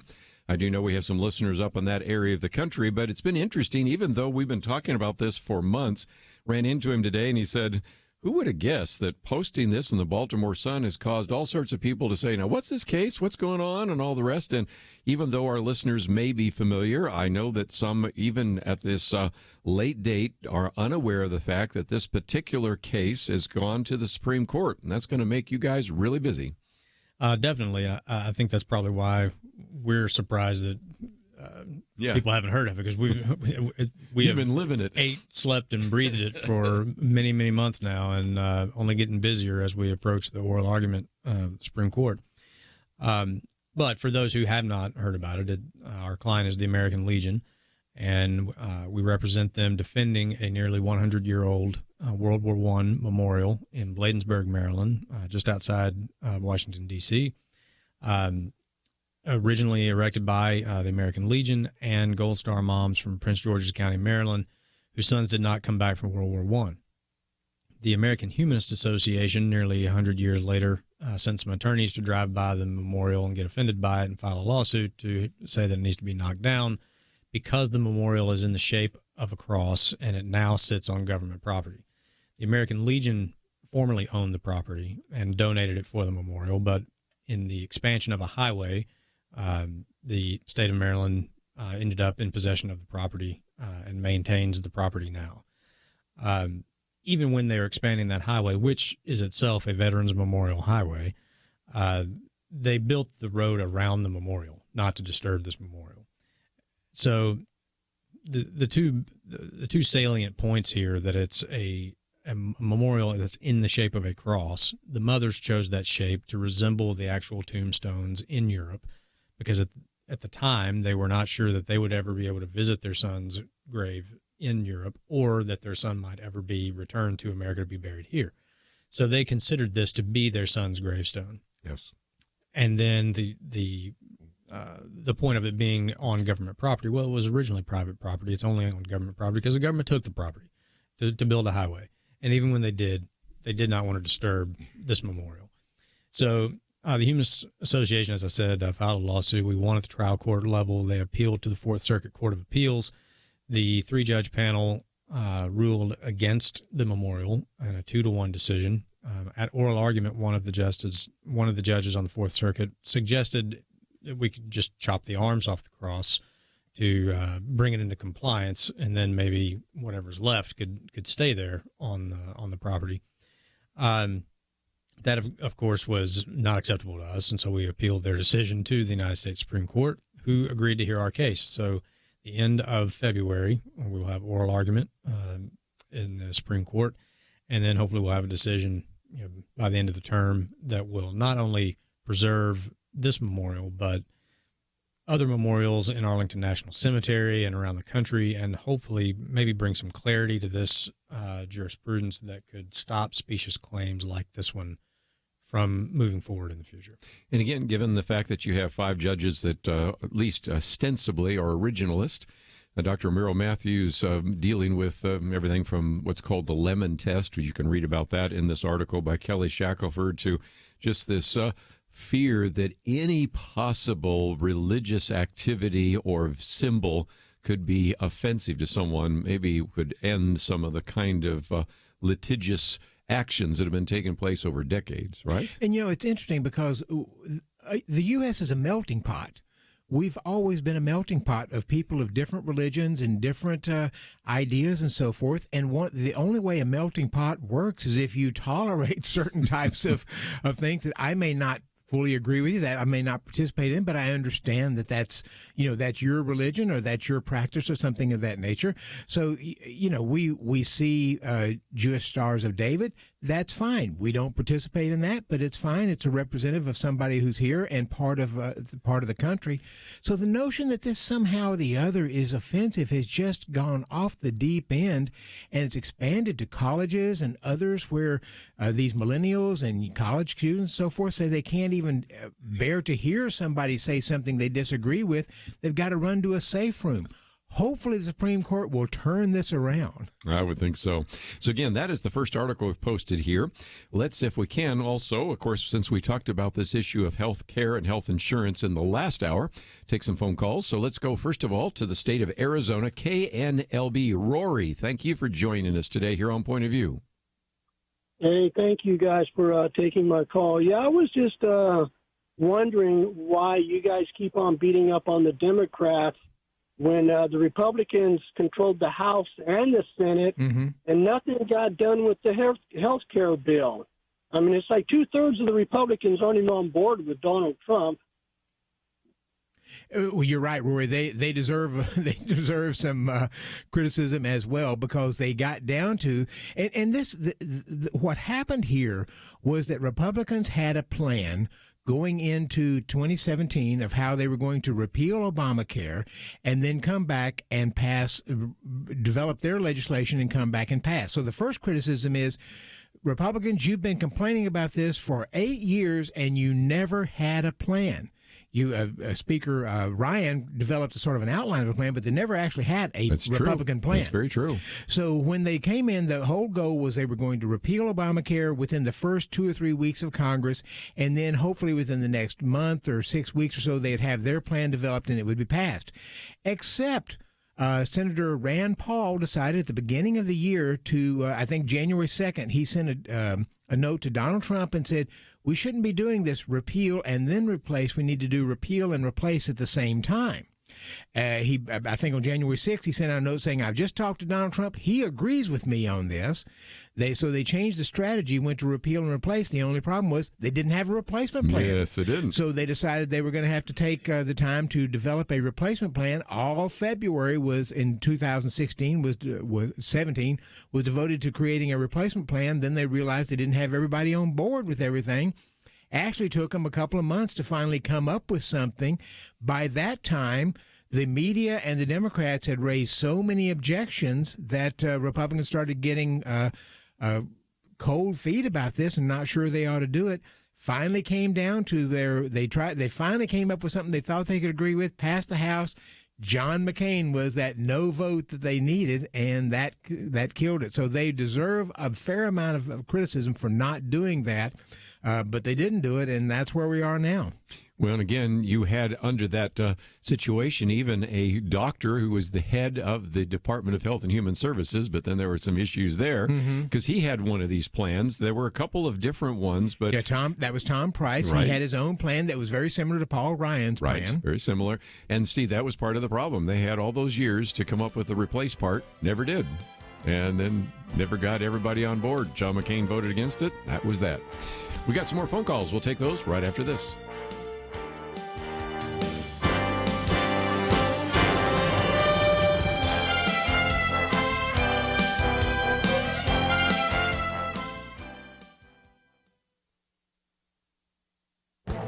This is Viewpoints with Kerby Anderson.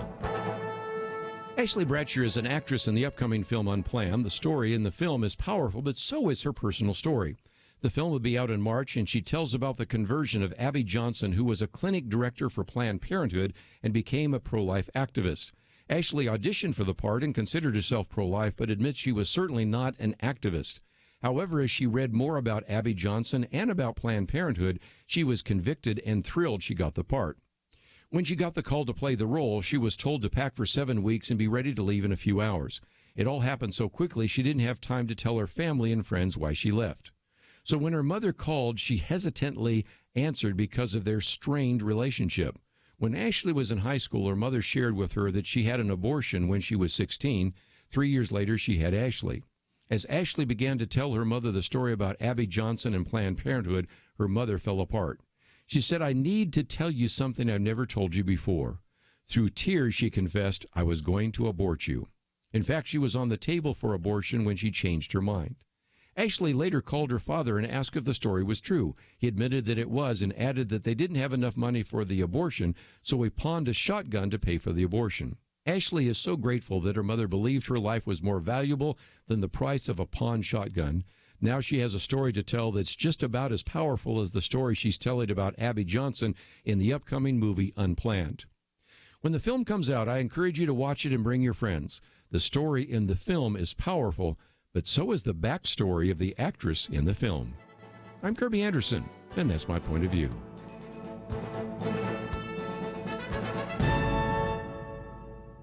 Take Kerby and the Point of View team with you on the go with the Point of View app. Search for Point of View Radio at the Apple or Google Play stores.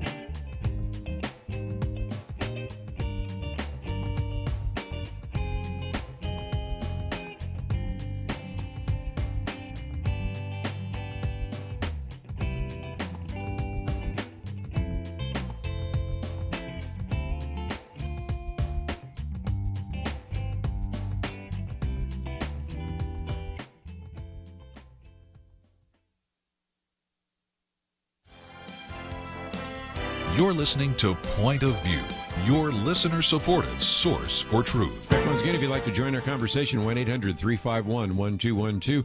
Dr. Merle Matthews, Lathan Watts in studio with me today. And Rory raised a good question. You know, Republicans had an opportunity. They didn't fulfill that.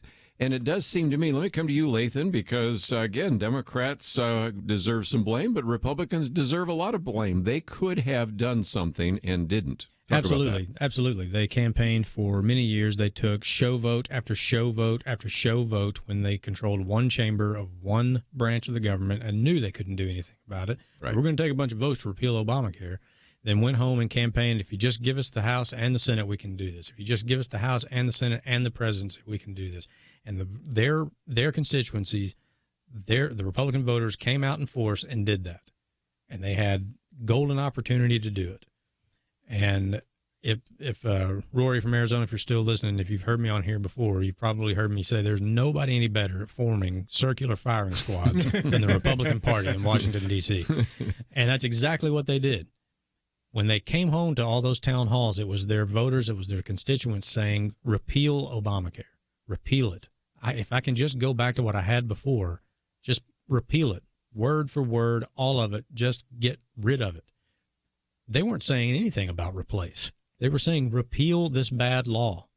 It was the talking heads in the media. It was Democrats on the Hill. It was the professional political consultant class telling them, oh, no, you can't repeal it unless you have something to replace it with. You better have something to replace it with.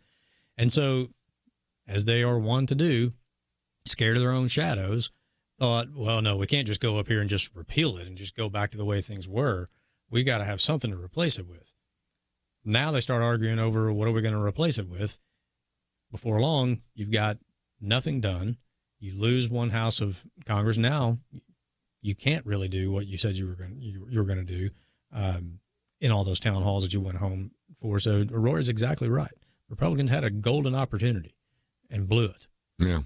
Well, let's take some more phone calls. We'll go to Alabama this time, listening on the internet. Ken, what would you like to add to our conversation? Thank you, Kirby. Anytime government gets involved with anything, hold on to your wallet. Amen. If you don't believe me, go to the YouTube website and type in John Stossel bathroom, where he does a very short video on a small brick building at a public park. They are public restroom facilities, and that facility cost the taxpayers of New York $2 million, I believe it was, for a small brick building that's a restroom. And Stossel went and interviewed one of the city officials, and they were kind of like, well, yeah, that really was a pretty good price because now it costs even more to do it. So anyway, save the taxpayers money. Yeah, that's not even the California one that we might get to a little bit later. This one we posted yesterday, Wealth, Poverty, and Flight, the same old state of California. And again, you just see when government gets involved, it gets expensive. You have an alternative, Ken, so talk about that. Yes, I'd like to know, at the top of the hour break on your network, you actually ran an ad for what's known as MediShare. I think That's sometimes referred to as Christian Care MediShare. Can you talk about that, about what the advantages or disadvantages of that are, and would you recommend it for someone who, before too long from now, will turn the magic 6-5, and whether or not that would be a good deal for them or not?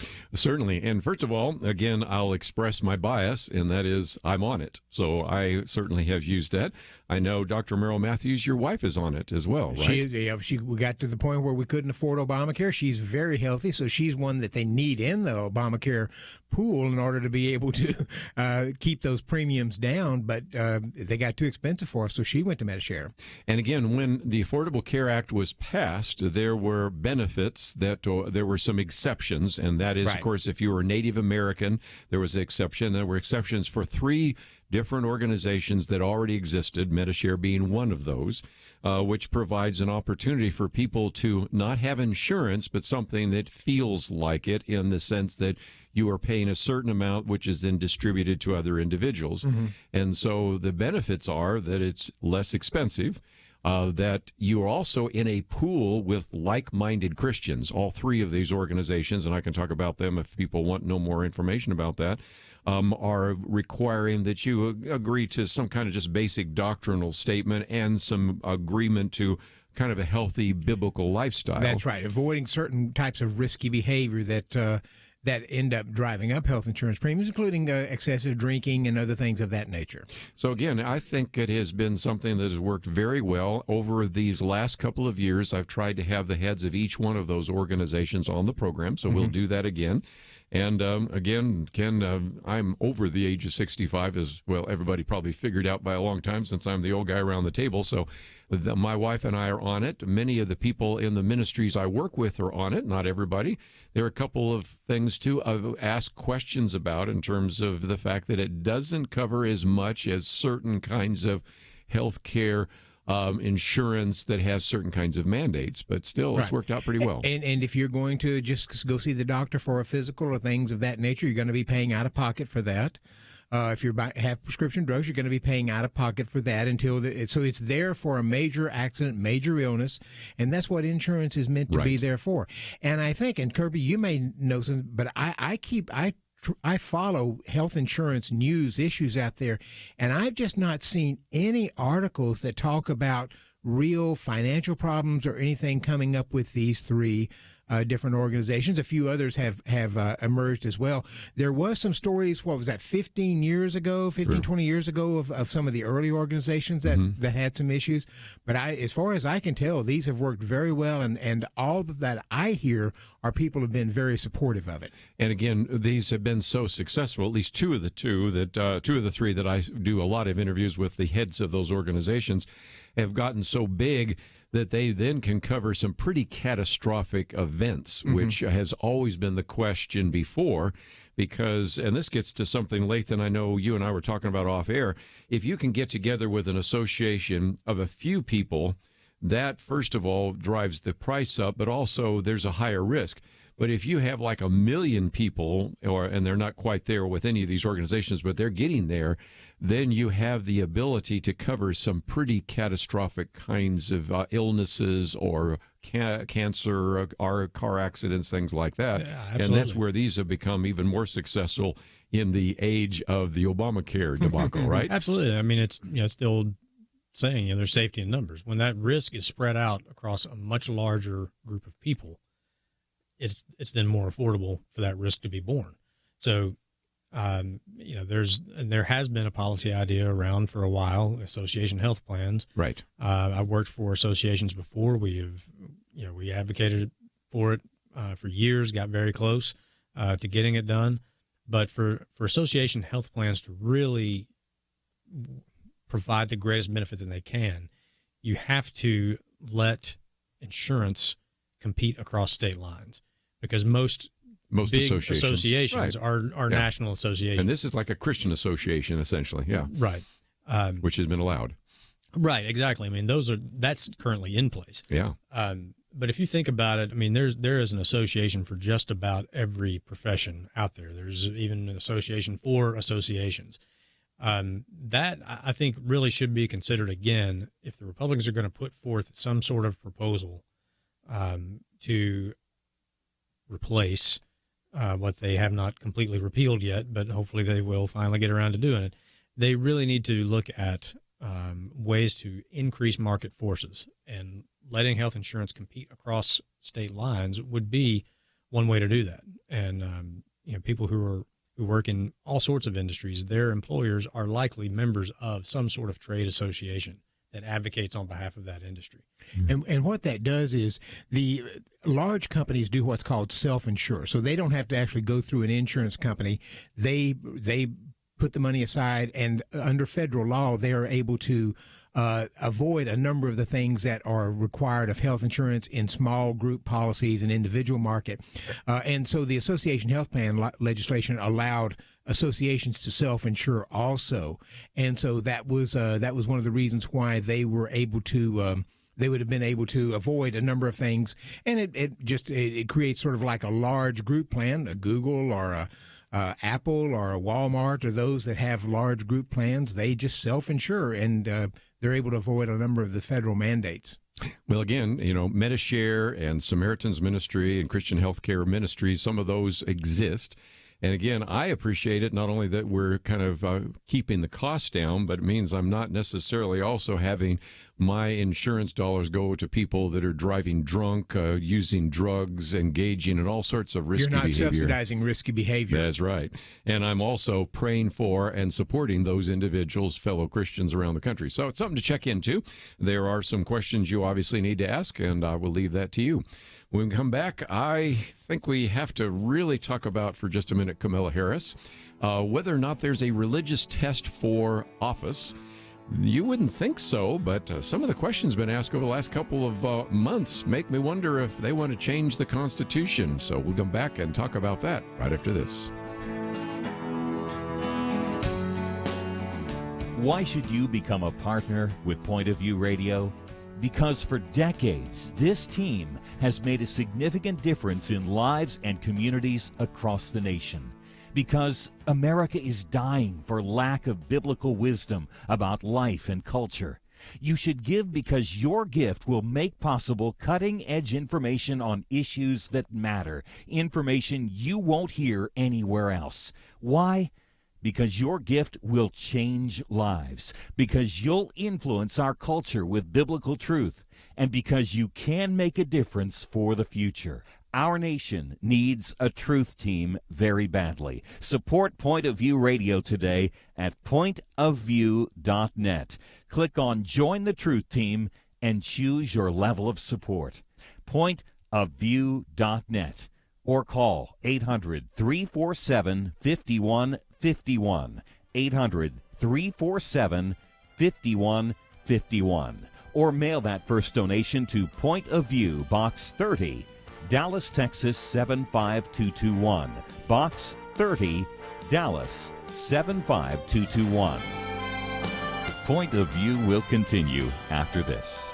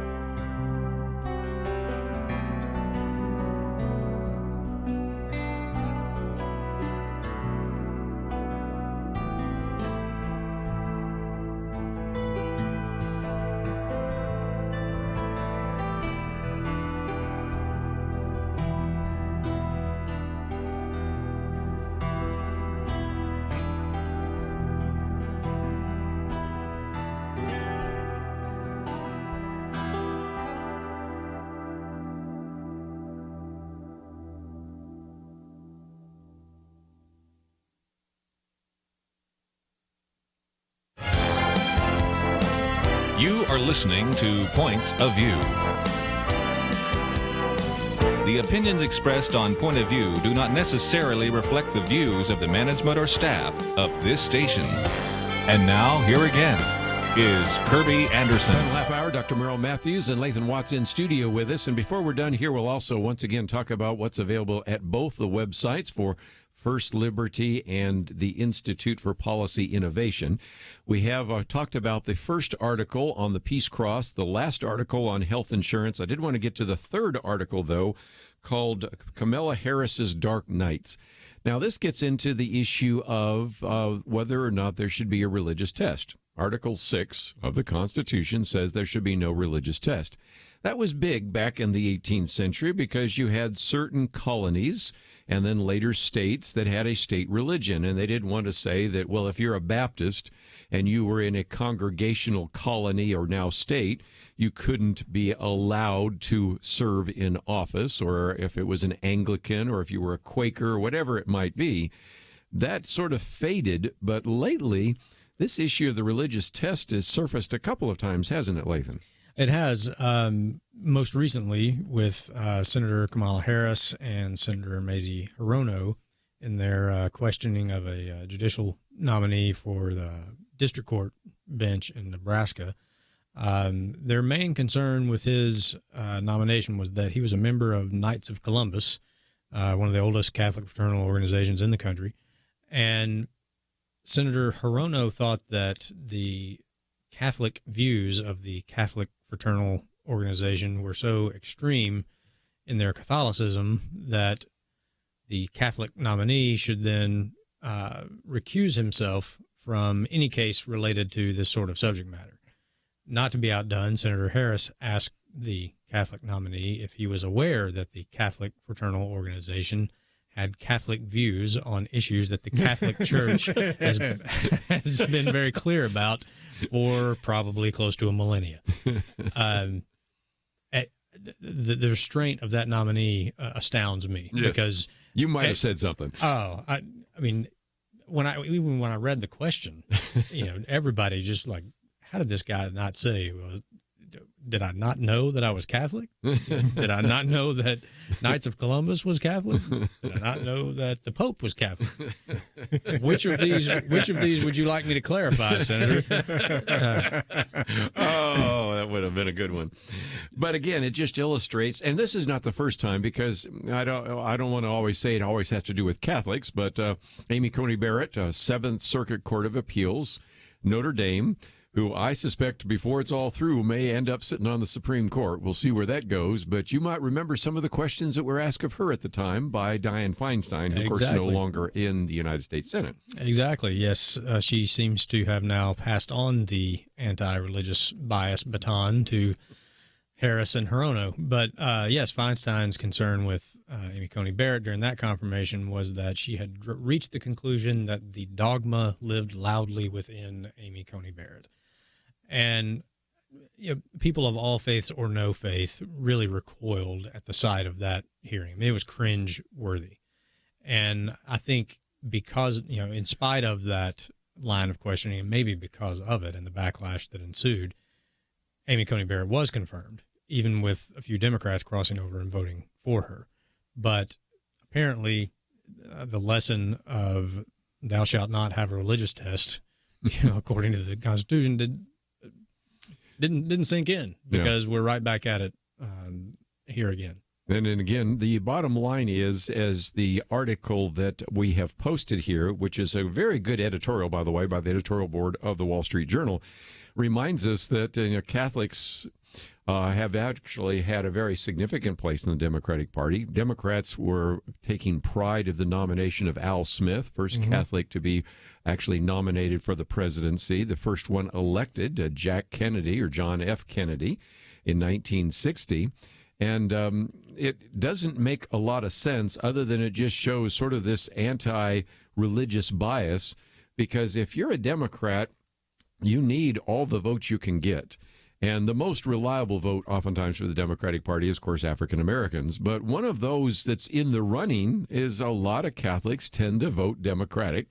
And when you have Democrat senators now on a couple of occasions raising questions about the nominee being Catholic, and they're recoiling from that, that I just don't think it makes a lot of sense politically. Do you think? Well, no, it doesn't. And of course, the Catholics can be mixed among them. There's some guys, including Nancy Pelosi, is a Catholic, and I believe there's a nursing association a Catholic nursing association that tends to support single payer health insurance and other things of that nature. But having said that, these are long-standing traditions of the Catholic Church, and the standard priest and others will be anti-abortion and supportive of help, which would go against some of the Democratic agenda. But on the other hand, they oftentimes are for helping the poor and other things, which the Democrats say they're for. So it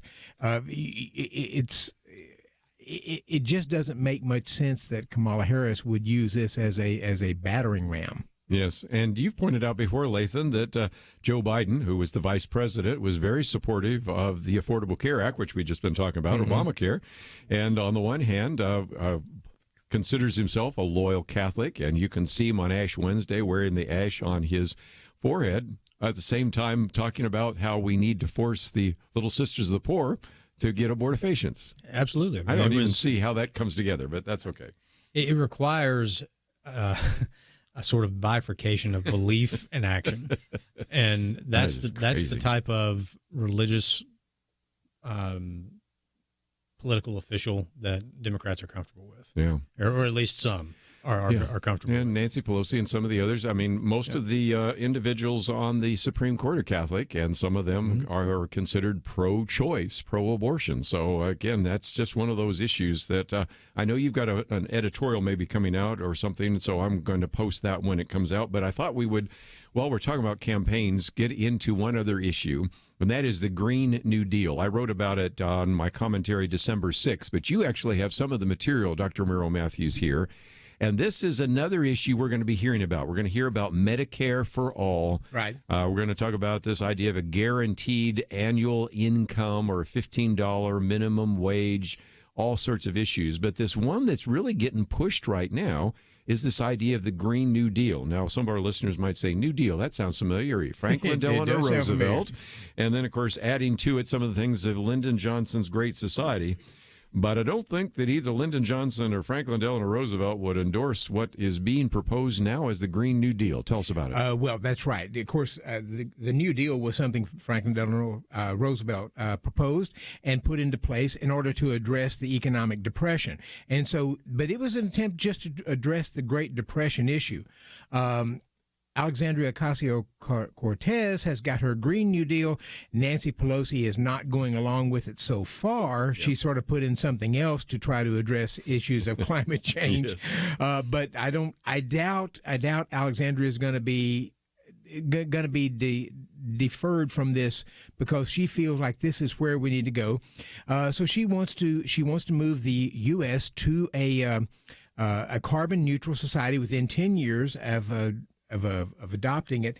It's interesting because she wants to go strictly to renewable energy. Now, after 8 years of the most pro-renewable president we've ever had under Barack Obama and billions of taxpayer dollars, we were able to move from about 5% of our electricity generation being generated by solar and wind power to about 8%. So we managed to get 3%. In hundreds of billions of taxpayer dollars over 8 years. She wants us to get to 100% in 10 years. But it's not just about renewable energy, because she says in there, and I'm quoting from it. I know where this is going. This is to, I'm quoting, mitigate deeply entrenched racial, regional, and gender-based inequalities in income and wealth, including, without limitation, ensuring that federal and other investment will be equitably distributed to historically impoverished, low-income, deindustrialized, and other marginalized communities. In other words, this is not just about economics, it's about social justice, especially with racial, income, and transgender people. So she perceives this as a huge reshaping of not just the economy, but the society. Couldn't we just save her a lot of time and just tell her that we currently identify as carbon neutral? So good. But again, I have been reading that there are a good number of Democrats that say this is too far. This is a bridge too far. But Tom Steyer, and he's going to show up quite a bit in this election. He's thinking about running? Yeah. First of all, billionaire, and has spent a lot on all these issues and climate change. Made a lot of money I don't know. in pipelines, transmitting oil and natural gas. Yeah, which is ironic, isn't it? Well, you can't make some of this stuff up. Al Gore sells his network to Al Jazeera, which is funded through oil and natural gas. So you sometimes make some strange bedfellows out there. But anyway, Tom Steyer's thinking about doing that. Yeah. Might just mention again, when you go to IPI.org, first of all, you'll learn a lot about healthcare from Dr. Merrill Matthews, but also he's really focused on energy policy, and this is something else you can find on that website. We got a lot more to cover. We'll do it right after this.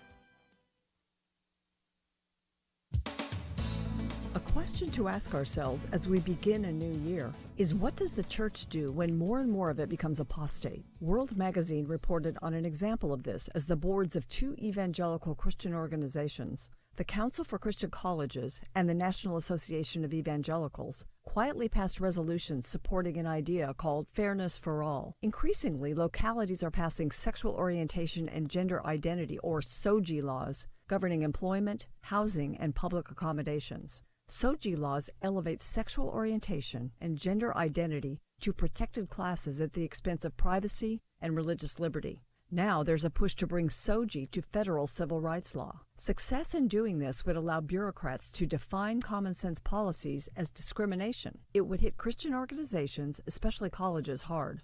What Christian education-oriented parent is going to pay for a school that is forced to ignore biological sexual differences in bathroom, locker and dorm room, sports team, and even pronoun policies? In class, students might learn the biblical definition of marriage. In practice, university policy would be required to deny it. So, an Association for Christian Colleges has signed on to Fairness for All, a compromise whereby evangelical groups would support adding SOGI protections to federal anti-discrimination law in exchange for guarantees of religious liberty being written into the same law. SOGI laws would be foisted on the culture, but Christian colleges and other organizations would get a pass for now. How fair is that? Americans are free to live as they want, but Heritage Foundation's Ryan Anderson explains, SOGI and Fairness for All are about forcing all Americans to embrace and live out certain beliefs about human sexuality. Fairness for All rightly acknowledges the reality that the traditional view of sexual morality is now the minority view, but this compromise gives away too much. For Point of View, I'm Penna Dexter.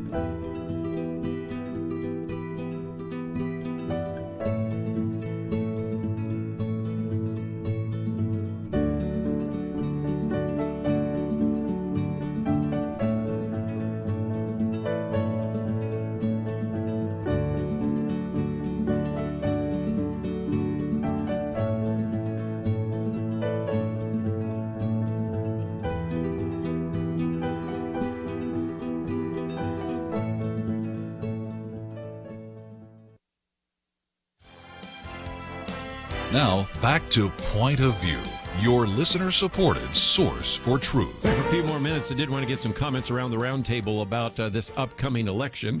And I've talked about the so-called Democrat Five, which would be Joe Biden, Cory Booker, Kamala Harris, Bernie Sanders, Elizabeth Warren, who already threw a hat in the ring. Now we can come back to Democrat Six, because some people are talking about Robert Francis O'Rourke, whether or not he runs. And he used to talk about the Democrat Five issues, but Dr. Merrill Matthews gave me a sixth one, and that's the green New Deal. But in addition to that, Medicare for all, free college tuition, guaranteed basic income, abolishing ICE, and a living wage of $15 an hour. That is, first of all, a crowded field of individuals. It is a crowded field. As well. And those are just the ones I mentioned, because we just mentioned Tom Starr might run, and who knows, Bloomberg, all sorts of people might run. We don't even know all the people are going to run. But also, it is the most radical agenda. What used to be the Bernie Sanders issues is now pretty much become mainstream the Democrat Party. Is that fair? That's absolutely right. What Bernie Sanders used to be an outlier, he is now the mainstream factor. You might almost call him the idea driver if it's not going to be Alexandria. And you just saw this earlier this year when he introduced his Medicare for all legislation. He used to not, when he would step up and do that, Senate Democrats ran for cover. Oh no, I've got a doctor's appointment. They were in the high grass. Love to be there with you, Bernie, but I can't do that. I think there were 17 Democratic senators there at the time, and it was sort of the A-list, if you can call it an A-list, of people Democrats who were thinking about running for president. So this is where they're moving. Lathan Watts, you've been involved in a number of campaigns over the years, Senate campaigns, government campaigns. You know what it is like. If you're Donald Trump, or you're even a member of Congress right now, or a senator, and these are the issues of the Democratic Party, this is like shooting ducks in a barrel, fish in a barrel, whatever metaphor you want to use. This is like knocking them off. These are issues that I don't think the mainstream American people are ready to accept. I don't think so. I hope not. I weep for my country if they are, but there is a large portion of the country that is, or these people would not be the leading candidates in a major political party in America. Yeah. And so, it's easy for me and others like us to sort of poke fun at these ideas, but there are plenty of people out there taking them seriously. And if including the media. Exactly. Yeah. And the people who are going to be running against either these, one of these people ends up the Democratic nominee for president, or you're running against a ticket, a down ballot race against someone who is advocating for all these, you better be able to explain in a way that makes sense to the general American public, that maybe doesn't follow politics, 24 hours a day, 7 days a week, 365 days a year. You better be able to explain what these policies will do to that average American voter. Right. And, if nothing else, every time that opponent starts in on free this, free that, who can out-give away the other, the person running against them needs to remind the American voter they're talking about you when they say the government's going to pay for this. Mm-hmm. They're coming for your money. There is no such thing as a free ride. I mean, there just isn't. It's like gravity. It just exists. Okay. Right. It's just a natural law. Somebody has to pay for it. And when the government says they're going to pay for it, they're coming to you.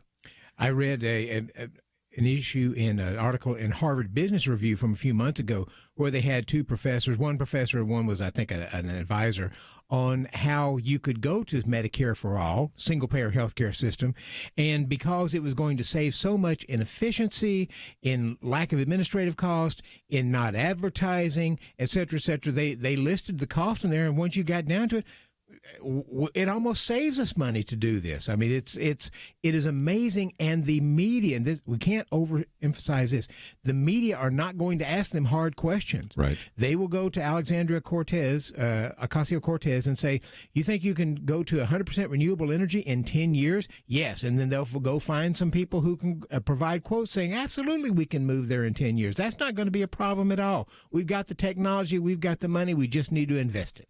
And think about what Dr. Matthews just mentioned, the Harvard professor saying that it's going to save us so much money in efficiency and lack of administrative costs. Right there, that's when if you're the other guy, the other side of the stage, that's when you have to interrupt and say, right, because the federal government is known for nothing but efficiency and lack of administrative costs. Like, you cannot let that premise go unchallenged, because you're exactly right. They're not going to challenge it. and they're going to look for ways VA to for prove all it. does not ring the same way as Medicare for all, exactly. right? So and back to the key point, because obviously we're looking at a presidential election, but also we're looking at congressional elections. And if indeed the Democratic Party a year and a half from now puts in their actual party platform all of these issues, which I think is quite possible. I think most all of Can them you will be there. imagine what it would be like? Joe Manchin will be glad that he's already run, because some of these so-called moderate Democrats are going to try to run away from the party as quickly as possible, because they just are going to be such radical proposals that it would make the so-called San Francisco Democrats look pretty moderate in comparison. I think that's absolutely right, and they will get, again, from the media, support from them, because the media doesn't care what moderate Democrats have to say in criticizing this. They want to go to the far left wingers and use those for their pieces. That's where the energy is, and that's where the news media is, so that they can step up and say, this new climate proposal says we're going to all die in 10 years if we don't do something, and that's they don't get much challenge from that. Well, again, we have actually covered all of this and never really talked about the shutdown, but we are in the second week of it. And frankly, I don't think the shutdown long term is going to have much of an impact. Some people think it's going to be the hill that Donald Trump dies on. I don't think so, but it doesn't really matter, because some of these other issues are going to be front and center in the Democratic House, and we'll be hearing about those as well. Just before we run out of time, though, again, first of all, you can go to Institute for Policy Innovation, IPI.org. And again, we've posted your article, but if people want to find other articles by Dr. Merrill Matthews or by Tom Giovanetti or anybody else, they can go to IPI.org. We're a 501c3 think tank, and all our information is there available for people to read and share. If you go to firstliberty.org, one of the things, Lathan, we've been encouraging people to do is click on that button that says resources, and then click on the button that says judicial nominees. You have to click twice to find it, which is hard to find, but nevertheless, you've got then the federal courts by the numbers, and it helps you understand. We were just talking a few minutes ago about Kamala Harris's Dark Nights. We have district courts, circuit courts, and before it's all through, we're going to have another Supreme Court nominee.